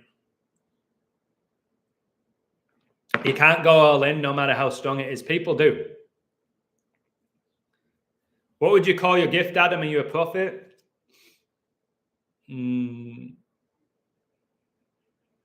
No. I won't like to use that word as a prophet. I think my gift is discernment. I think I have incredible discernment. Seeing through lies, exposing deception. I think I excel at that. I believe, unlike 99% of coders, I can talk. All right? The people who say I need to copy people, they couldn't go 4 hours doing a stream. All right? There's no notes in front of me. All right? I can talk. I can express myself very well. That's one of the gifts that I've got with this. I think that is important when you're trying to open people's eyes. You've got to be a gifted speaker. I have balls. I'll tell you that. To expose the devil and to have so many people coming for me to talk about topics that are really controversial. All right? Whether it's Christianity or pro sports being coded or Satanism. All right? All this deception. So I don't like labels. How would I describe myself? I have a gift of discernment at a high level. And I genuinely believe I care. Whatever people try and say about me, I really care about exposing the darkness. I care about people's path to the Word of God. I do care about people's financial situation. That's why I tell them to cover. Maybe I shouldn't care as much. And maybe I don't care as much as I used to with that, with helping people with the money part. But I still do it every now and again. Would I be more coded? Would I be more motivated to code if you bet? Yes. Now, you might say that's selfish. I'm being straight up. Yes. I know that because I've been there. When I bet, and again, there's a lot to factor in, Mark Masters. Those double M's. There's a lot to factor in, all right? I think it's pretty obvious that if I bet, and I was betting the large sums of money, I was betting $1,000, $2,000 a day. I was. Say whatever you want to say, but I was. I was way more motivated. That's serious money on the line. I'm not the average person that goes to Vegas or a casino or the bookies and throws down money hoping for the best. What I did when I was betting those large sums of money, I would spend hours on a code. Told you I could win 2-3 grand a day. That's more than I was making. I don't know how many weeks working in a school. So yeah, if I was still gambling, I would be really into the sports. I'd still have to watch them, which I don't anymore. That's a big thing for me. I was watching them because I had my, right, listen. I didn't have the Bible in my life then, by the way. Okay? So I had my notebook. I've got my code. I'm watching the game. I'm watching the in play and I'm making notes. I'm looking at what time. Okay, they've just had a timeout at this time. I'm making a note. All right, that's the score after the first quarter. All right, this guy got the first basket. Let me check his date duration from the game. Is that going to affect me? Because that had a big say in it. Like halftime score. Okay, that really benefits me. Like, wait. Then now I'm doing the math at halftime, right? Financially. So I'm like, wait. My team was plus 120 to win. They were up by 11. All right, they're up by 11. They're now minus 400. All right, what odds are the Pelicans? All right, the Pelicans are they're 3-1. Right, is there any way now I can place a bet where I'm guaranteed a big profit? I've got 2 grand at pretty much even money, so I'm going to win. I'm going to win 2,400 if I don't do anything. Can I cover a grand here? This is how my logic was. Can I cover a grand on the Pelicans and guarantee 1,400? Do I want to risk that? Depends. Some days I felt really greedy. Some days I felt like the code was so perfect it's not going to miss. I was like, okay, more often than not, I would cover myself. This is my own experience. So I was like, okay, Pelicans are 3-1. I'm almost certainly going to lose, but let me put a grand on them. If they win, I get 4 grand back. So I'm gonna win at least a grand. Not bad for a Tuesday night, eh? Not bad for a Tuesday night. There's a grand done. And then I could sit back and just go, And sometimes I'd be like, okay, I kind of hope the Clippers win because I'll get a bit more money back if they win it. But I'm guaranteed a grand if they lose now because I'm bet smart at halftime. Or I could just sit there and go, 11 points up, perfect code, start counting my money, and they lose by 5. And I'll give you a good example of this. My funniest example, the one that made me start covering. So I didn't used to cover, okay? Because I was winning all the time. I became so arrogant and cocky, and that's when I was like, I'm the best coder because I'm putting out codes. I've got a successful Patreon. I'm calling future after future, and I'm winning 2 grand a night. I got arrogant and cocky with myself. And then one day, I got screwed. Do you want to hear the story? Can I get a woo? Ping that like button. I've got about another 10 minutes left. What time is it? Oh my God, 13:26. Messi, 13 World Cup goals in 26 World Cup games. Again, how do I know that off the top of my head? I just do. So, again, you're greedy. You're obsessed with money. I could go back to coding and back to that old way of living and win a shitload of money again. I've got even more money in my account now than I had back then. All right, I could be dropping 4 grand a game if I really cared. My Liverpool code yesterday for Atlanta, I would have gone in 3 grand on that, how good it was, and they won. It was that good. It was not missing, in my opinion. But I don't bet anymore. But anyways, I'm out in a bar and speaking to my mate, who I was doing some of the codes with. And I told you the story. I had the Clippers to win. And they were up by, I think, 17 at halftime. All right, it's a Friday night. This is when I just started going out because I had so many months where I was just consumed with the code. Code, bet, watch it, code, talk about it. It's all I did. All right. Now the Clippers are up 17. And I'm like, okay. I thought the code was good, but not outstanding. But I was like, it's going to win. And I'd not covered at this point in my life. And I remember back in the day, you couldn't cover in England because you went to the bookies, they gave you that piece of paper, and that was it. You didn't have the online apps, all right, that we have now, giving us more temptation to gamble.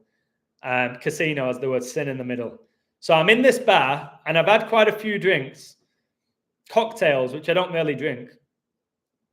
And I've just got a buzz going on. I was single at this time, some beautiful girls. I was kind of flirting with a barmaid who was really attractive and put big money. I think I had like $3,000 on the Clippers. Crazy, guys. Just crazy money. I don't recommend it. All right. I'm not recommending this. I'm not trying to like glorify it. I'm just telling you what happened. So then I say to the people at the bar, because I'm trying to impress this girl as well who worked behind the bar. And there was only about 7 or 8 of them sat at the bar. I was already counting my money from the Clippers. I could have just cashed out. I should have just cashed out. And I'm like, guys, I'll get you all a drink. I bought them all a drink. Okay? I didn't care what they got. I didn't care. I'll have a margarita. I'll have a mojito. I'll just have a beer. Whatever it is, I didn't care because I was winning all this money and I was about to win. I think I was about to win $6,000 from the Clippers or something. Like plus my $3,000. So the $3,000 that I bet and $3,000 back. So I was winning $3,000. I was like, who gives a shit about buying 8 people a drink? I've just won $3,000. So I'm all smug. And then I started looking. I was like, wait, it's a 12-point game now. Wait, what the heck? So I remember it was a sports bar, kind of. I said, mate, can you put on the Clippers game? He's like, let me check for you. And he's messing around with it and he puts it on. And now as he's put it on, it's like a 6-point game in the third. I'm like, wait, they've just given up 11 points in like 3 minutes. What the heck? And now I looked at the odds. I was like, oh my word, they're like 1-2 or something ridiculous now. What's going on here? What's happened? And I saw one of the Clippers players got ejected. I can't remember what it was for, but he got ejected. I'm like, oh my word. So they're all sipping the drinks. Now, again, showing you with the gambling. Now the life's been sucked out of me. I was the life of the party, and now I'm like a ghost. And I'm like that. I'm nervous now. Like $3,000. I didn't usually do $3,000. It was always about $1,000, sometimes 2. I rarely did 3. So I'm like this now. And my mate's like, bro, have you seen the score now? I was like, don't, mate, don't. I said, and I put my phone on airplane mode. I was like, I'll message you when this game's done. So my heart's like this now. I feel sick. I'm like, why did I buy them all drinks? And the Clippers ended up losing by about 9. So I've lost $3,000, actually lost $3,000 of my own money. I've just bought everybody a drink. And the average drink was about $10 because they were buying cocktails. So in the space of about 40 minutes, I thought I was going to pull the barmaid, this little stunner, because it was just, when you know somebody likes you and you feel on top of the world and buying everyone drinks. She's like, who's this guy? Who's this guy? I think I'm about to pull this stunner that I'm going to win $3,000 and I'm going to have a great night. Well, do you know what happened? I lost $3,000 plus about $100 on the drinks I bought for people I don't know, apart from the one girl behind the bar. And I went home. Absolutely miserable. And what did I do when I went home? I coded a game for the next day. Thankfully, I won most of it back. I did the Warriors to win. I can't remember who it was against. Memphis or something. Again, they were about even money. That's the odds I would look at. I was never looking for big underdogs around even money. I would do player props. I used to do that all the time with your Steph Currys, your Giannis's. I would figure out how many points they were going to get. And that's when I said to myself, Adam, if your team is ever up 17 points again, you take the money or you cover. And I learned the hard way. So can I get a woo for that story? I don't bullshit you guys. Whatever people say, I don't need to tell you that story where I embarrassed myself and lost that money. You know, the average gambler, they only tell you when they win. I was always open when I'd lose. All right? I won't take pride in it, but I'd be like, oh my word, I just lost $1.5 grand in like 40 minutes. What am I doing? But I think it's the first time in my life I ever had an addiction with anything. I think for 9 months I had an addiction with coding and gambling. That thrill of putting on $2 grand on a basketball game, every shot that they made was like, ah, everyone they missed was like, oh, they missed a free throw. I'd like, what? I want to knock somebody out. They make a block. So I saw, oh my word, I'm part of the idolatry here. I'm part of it. I'm part of the worship here. I'm putting all of my eggs in one basket. I'm putting my fate in the hands of people I don't know. And if it weren't for my dad, I'd still be doing it. All right? I was locked in to win that money back, and I won most of it back. Dimez. My point is, I'll give you one story that I did when I was just starting off. This is not small amounts of money, but compared to what I was doing. So I won 4 $500 bets in a row. Again, I told you I would always look around even money. So if I bet 500, I win 500. I was willing to lose $500. It didn't bother me. But winning 500, you're like, okay, good, nice. I wasn't too fussed about losing it with my situation at the time. So I won 4 in a row. And I got carried away. So I put all of my winnings. So I had about $2.5 grand in my Caliente account. It's a lot of money, guys. At the time, it didn't feel like it, but it is. I got carried away with myself. I think it was a NFL game.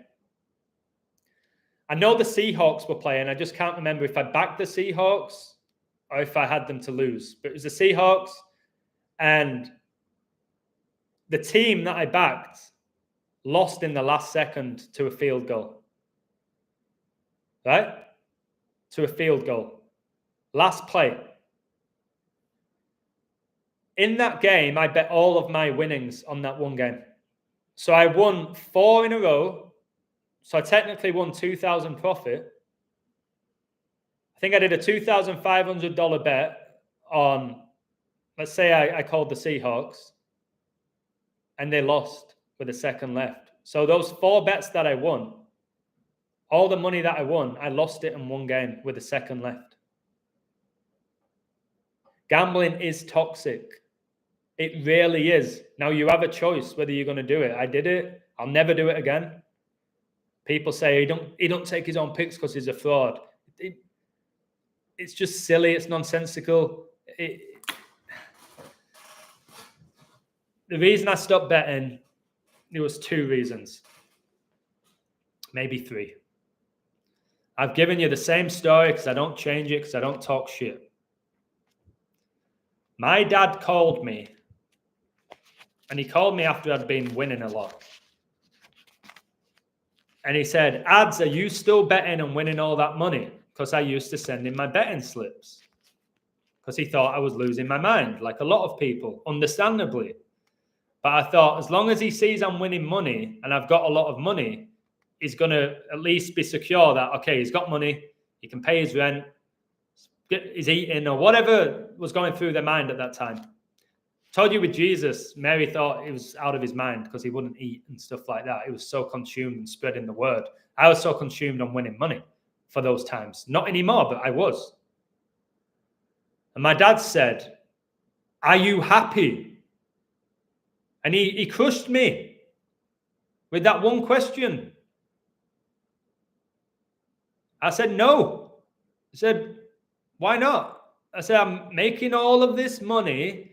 but I've got no friends anymore. I'm staying at home all day in a shitty apartment coding, and I'm not working out anymore. I'm not interacting with people. But he said, but you're winning all that money, aren't you? I said, yeah, but I don't know what to do with it anyway. It wasn't like I was winning money because I wanted to buy a car. I wanted to buy a new house. I wanted to go to Hawaii. It was the competitiveness within me. It was the ego inside of me more than the actual money. It was winning. I just wanted to win at everything I've always done. The same with gambling. And the more I bet on it, the more it felt like a big game. Can somebody give me a woo? If I bet $20 on a great code, it felt like just playing a little friendly or kicking the ball in the park with your mates. You score a world-class goal and nobody gives a shit because you're just kicking it around with your mates. I wanted to bet big stakes. So, because that competitiveness, that fire that people love about me and hate about me, it's like, I'm going hard here. This is going to be, I'm winning this. I'm taking that $2,000. I'd talk to myself. Like, who am I even talking to? I'm going to win that. I was talking to myself. Just really kind of toxic competitiveness that I had my whole life, but it also benefited me greatly. So I just couldn't stand losing. I'd do anything not to lose. Not necessarily cheat, but I just had a fire, man. The other day, I've still got it. I was playing Connect 4 with somebody. They beat me. I was like, no, go again. I'm not having you beat me. This is Connect 4. So I don't think I'll ever lose that. But anyways, my dad said, are you happy? I said, no, la-di-da-di-da. He said, you still got that Patreon thing? So he didn't know what Patreon is. So you still got that Patreon thing. You make money from that, don't you? I was like, yeah. Yeah, I'm doing pretty well with that. He said, well, can that pay your rent and your food and all of that? I said, easily. Yeah, easily. He said, here's what you're going to do, Ads. He said, you're going to stop betting silly money. You're going to stop betting full stop. You can still do your sports picks, get them right, build up your Patreon thing, whatever it is, and live off that. And he said, if your picks keep winning, you'll get new members. And if they lose, at least you don't lose money. And if you lose that Patreon, you go back in the school. Promise me, Adam? I said, all right. And I haven't bet ever since. But people will throw the finger at me and say whatever they want. I'm not saying, come to my website, I'll guarantee to make you rich. And then saying, well, I ain't going to bet. All right. And I'm making it all about money. And I've told many of you, don't come to my website if all you want to do is bet. Can I get a woo? How many times have I said in streams since my awakening, guys, if you just want to win money, don't sign up. I don't want you there. Would you ever hear Zach Hubbard say that? Or Decoding Oz? Or whoever else? Would they ever say that? Guys, if you're just obsessed with the money, don't bother giving me yours. I don't think you'd ever hear any of them say that. Because they don't care. They want to be the best coders. They want to make as much money as they can. They still all bet, as far as I'm aware. I don't. So I separate myself from the average coder, and they don't like that. They loved me in Twitter groups when I would get involved, when I would watch the games and I'd talk about the games, and I was a fanboy. They all loved me. Illusion's here, guys. Whoa. Now they all hate me because I don't want to, because I'm shitting on their fantasy. That's the reality. So I have my story, guys. I still code because I want to expose the deception. I also want to make a living as well. But I don't just code to make a living. But it definitely has a big factor in why I do it. Would I still just code sports now, just for myself, without gambling and not having any type of platform? Why would I do it when I've already known that they're coded and it's corrupt? What would I personally gain? Think about it. I've proved as well as anybody that they're all coded. I've coded futures in every sport imaginable, which I've done by design to show you it's all connected, not just so I can tell you how great I am. I wanted to see, is this code everywhere? Is it different? It's everywhere. And then I saw it's in politics, and then I saw it's just everything. That's why I've written all those books, to prove it to you. If you go out your way to buy them and read them, you'll see. It'll change your life. You'll see how it's all connected. You go, oh my word, I can't deny any of that. Maybe you don't want to read them. That's up to you. But for me, would I still code sports if I didn't have a YouTube channel and I didn't have a website? 1,000,000% no. Does that make me a bad person? Does that mean I'm just doing it for money even though YouTube don't pay me? I believe in 4 years, I have a legacy of work that will stand the test of time to show you that it's all coded. So why do I still do it now in 2024? Well, I love preaching the word of God. I love connecting everything to the Bible. I want to make a living. I do like that I can just work from my house.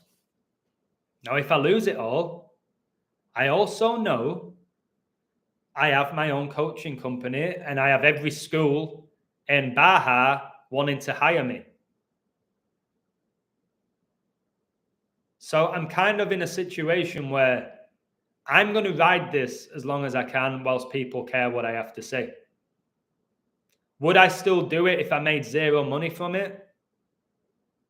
Like zero money, I would probably occasionally go live and talk to you. But I wouldn't put in 6-7 hours of work daily just to be a good person. I've already revealed what I want to reveal. Haven't I? I don't know what more I can reveal. But like I said, it still is my livelihood, this, as of now. And it is my job. Sometimes I do these streams and I'm like, I don't really want to do this, but I kind of need to break down what just happened. I don't want to do it though. Don't have the energy, don't have the motivation. I ain't going to get paid for it. Most people might not even care, but I'm going to do it because it just feels like people need to know. So yeah, I would say that in coding sports, if I didn't have a website, I wouldn't code them. And if I was still gambling, I would put way more effort in. Yeah. And you can say that's selfish on my part, but I still think my codes are great. Whatever happens, you learn a ton and I'm right more often than I'm wrong. But the people are just going to tell you when I'm wrong. It's kind of like Big Brother when they edit it and they'll get you in your worst moods and then they'll only show the clips where you're in a bad mood and say, oh, Illusion's this angry little man. And then I come out of Big Brother, I'm like, what about 20 minutes before when I was cracking everybody up and they were all laughing? Why wasn't that in the show? Yeah, well, nobody's ever going to know apart from the people that were in the house. It's kind of like that. So people can portray you however they want. I don't think I'm a guru. I don't think I have the answers to everything. I think I am very interesting with how I present my work. I think that if I want the illusion, I would want to watch the illusion. But I don't want you all to agree with me about everything. So I don't know everything. But people think I should know everything because I make money, which all depends on who you're comparing yourself with money.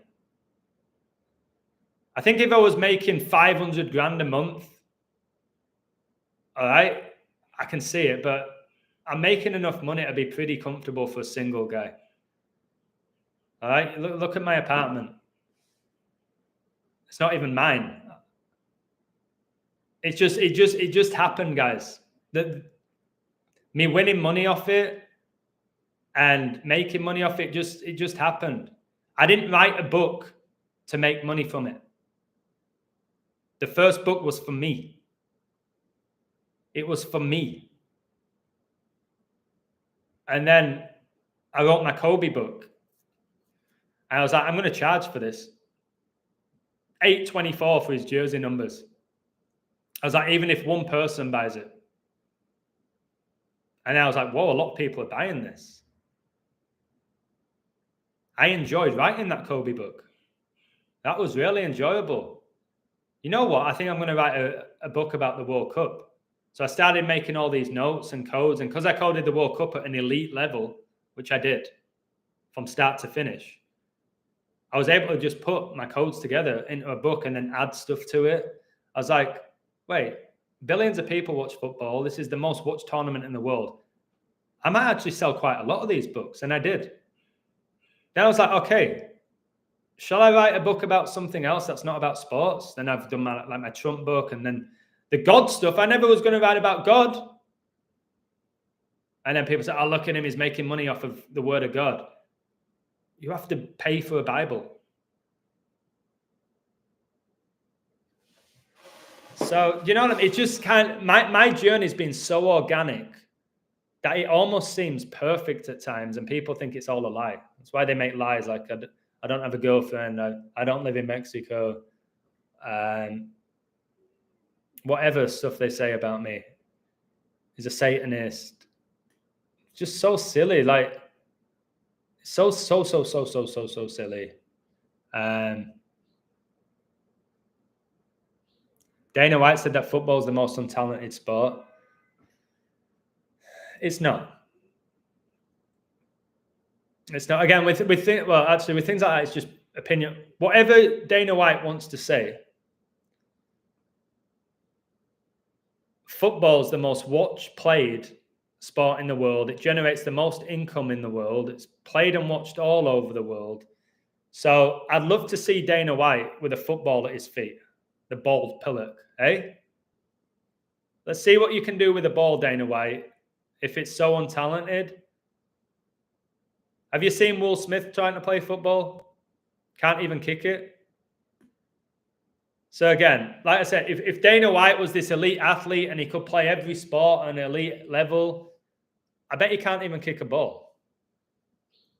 So I don't know why we should care what Dana White has to say.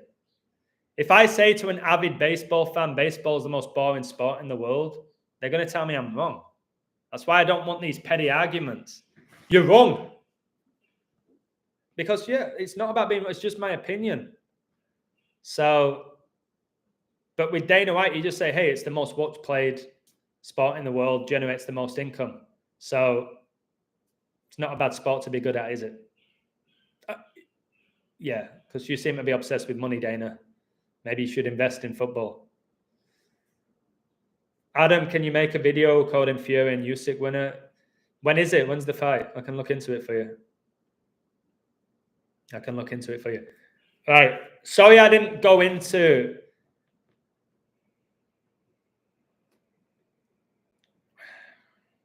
every single future I've called.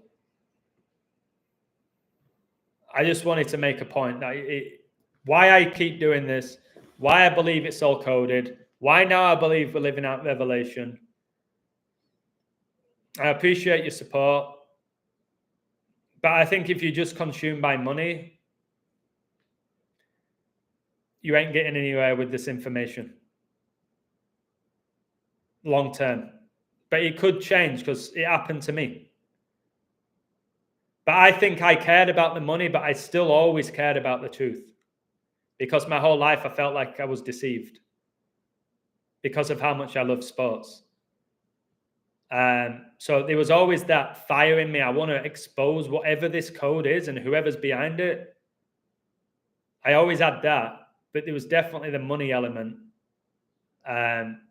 Way more when I was making $700 a month off YouTube instead of $30.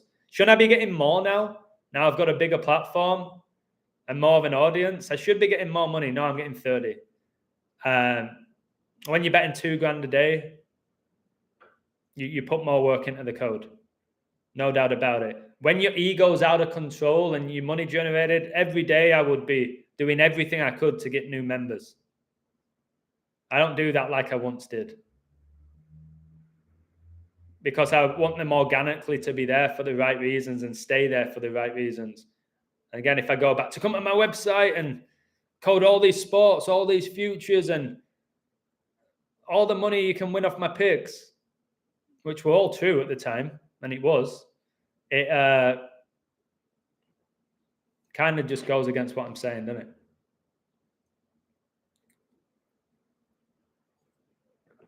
The gematria of somebody's last name, when there's 36 ciphers.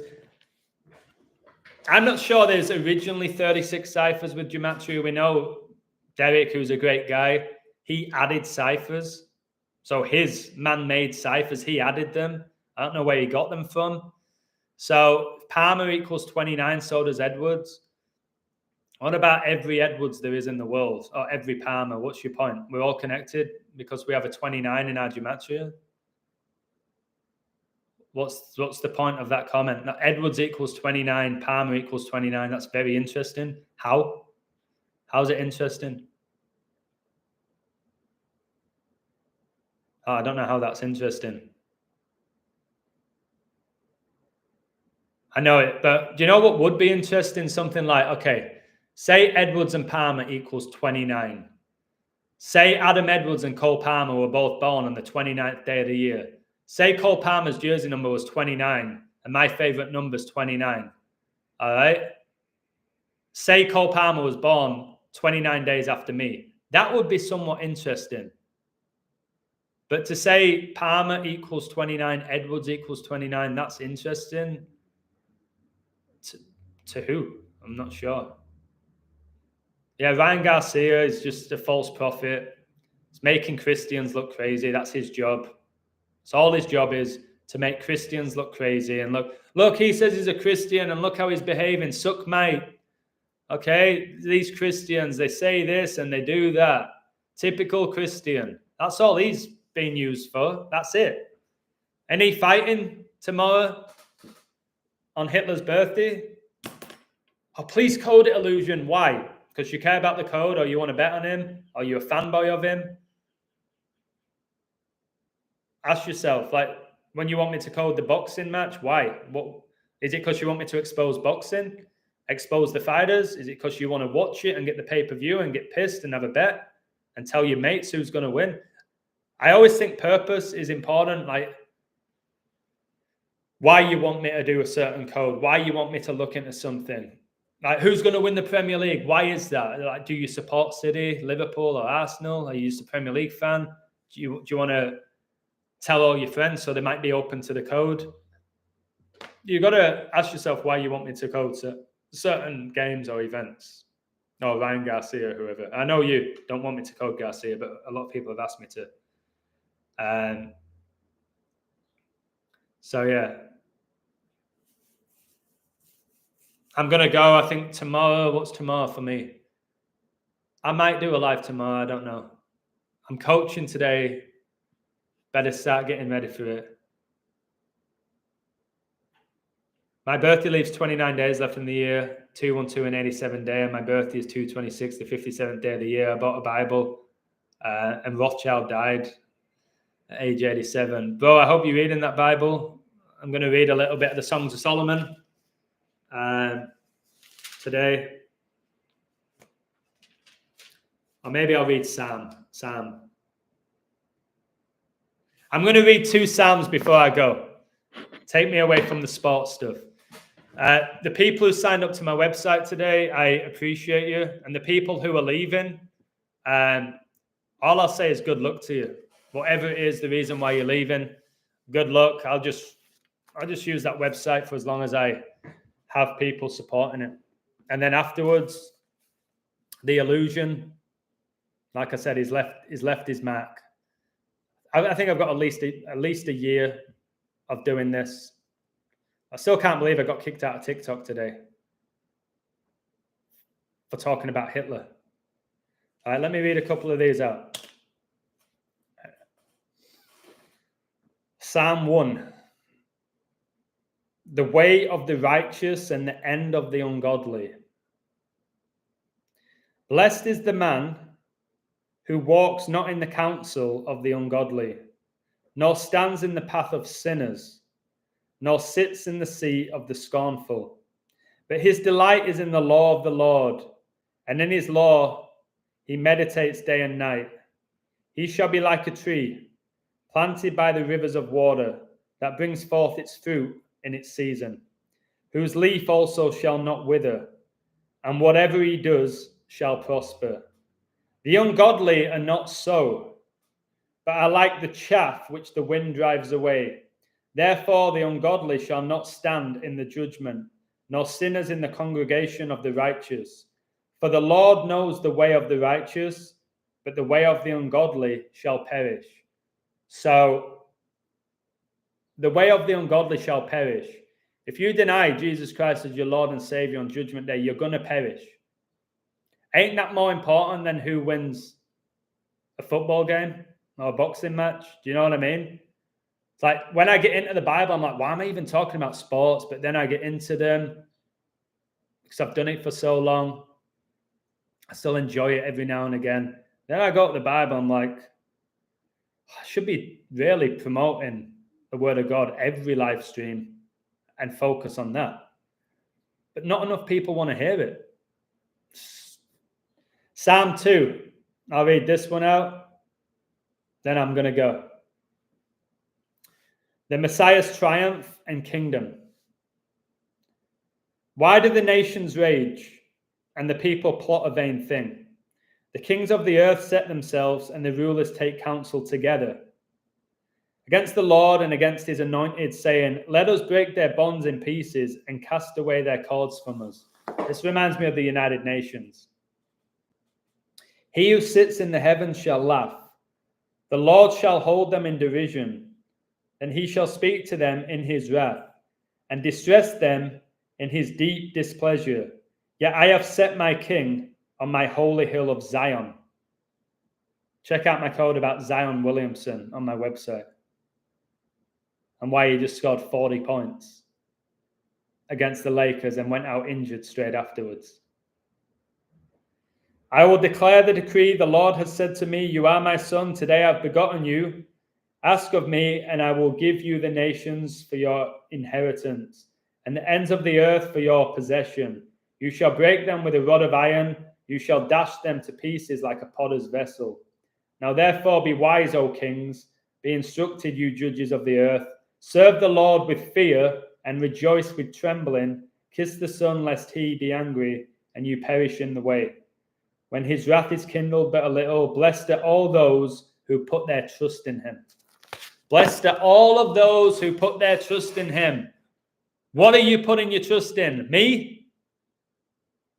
The media? The history books? Your own knowledge? Your own experiences? All right, what your parents taught you? Who are you putting your trust in right now? Mine's in Jesus Christ. Okay? I put my trust in him. So that's a big thing that you all need to know. Where are you placing your trust? Where are you placing your trust? Are you going to my website placing all your trust in me that I'm going to get you rich from my codes? You're placing your trust in the illusion or somebody else? So anyways, tomorrow's Hitler's 135th birthday. That connects to the beast reigning for 42 months. Backs up everything I've been saying. It's why Kobe Bryant won 135 playoff games. Why he was inducted into the NBA Hall of Fame the 135th day of the year. Why his full name's 135.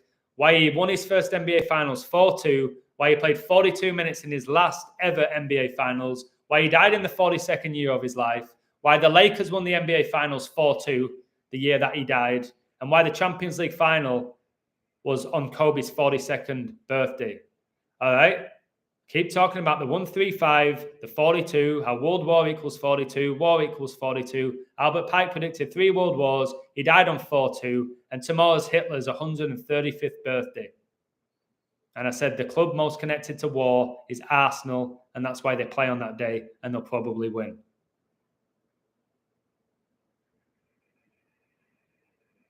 So there.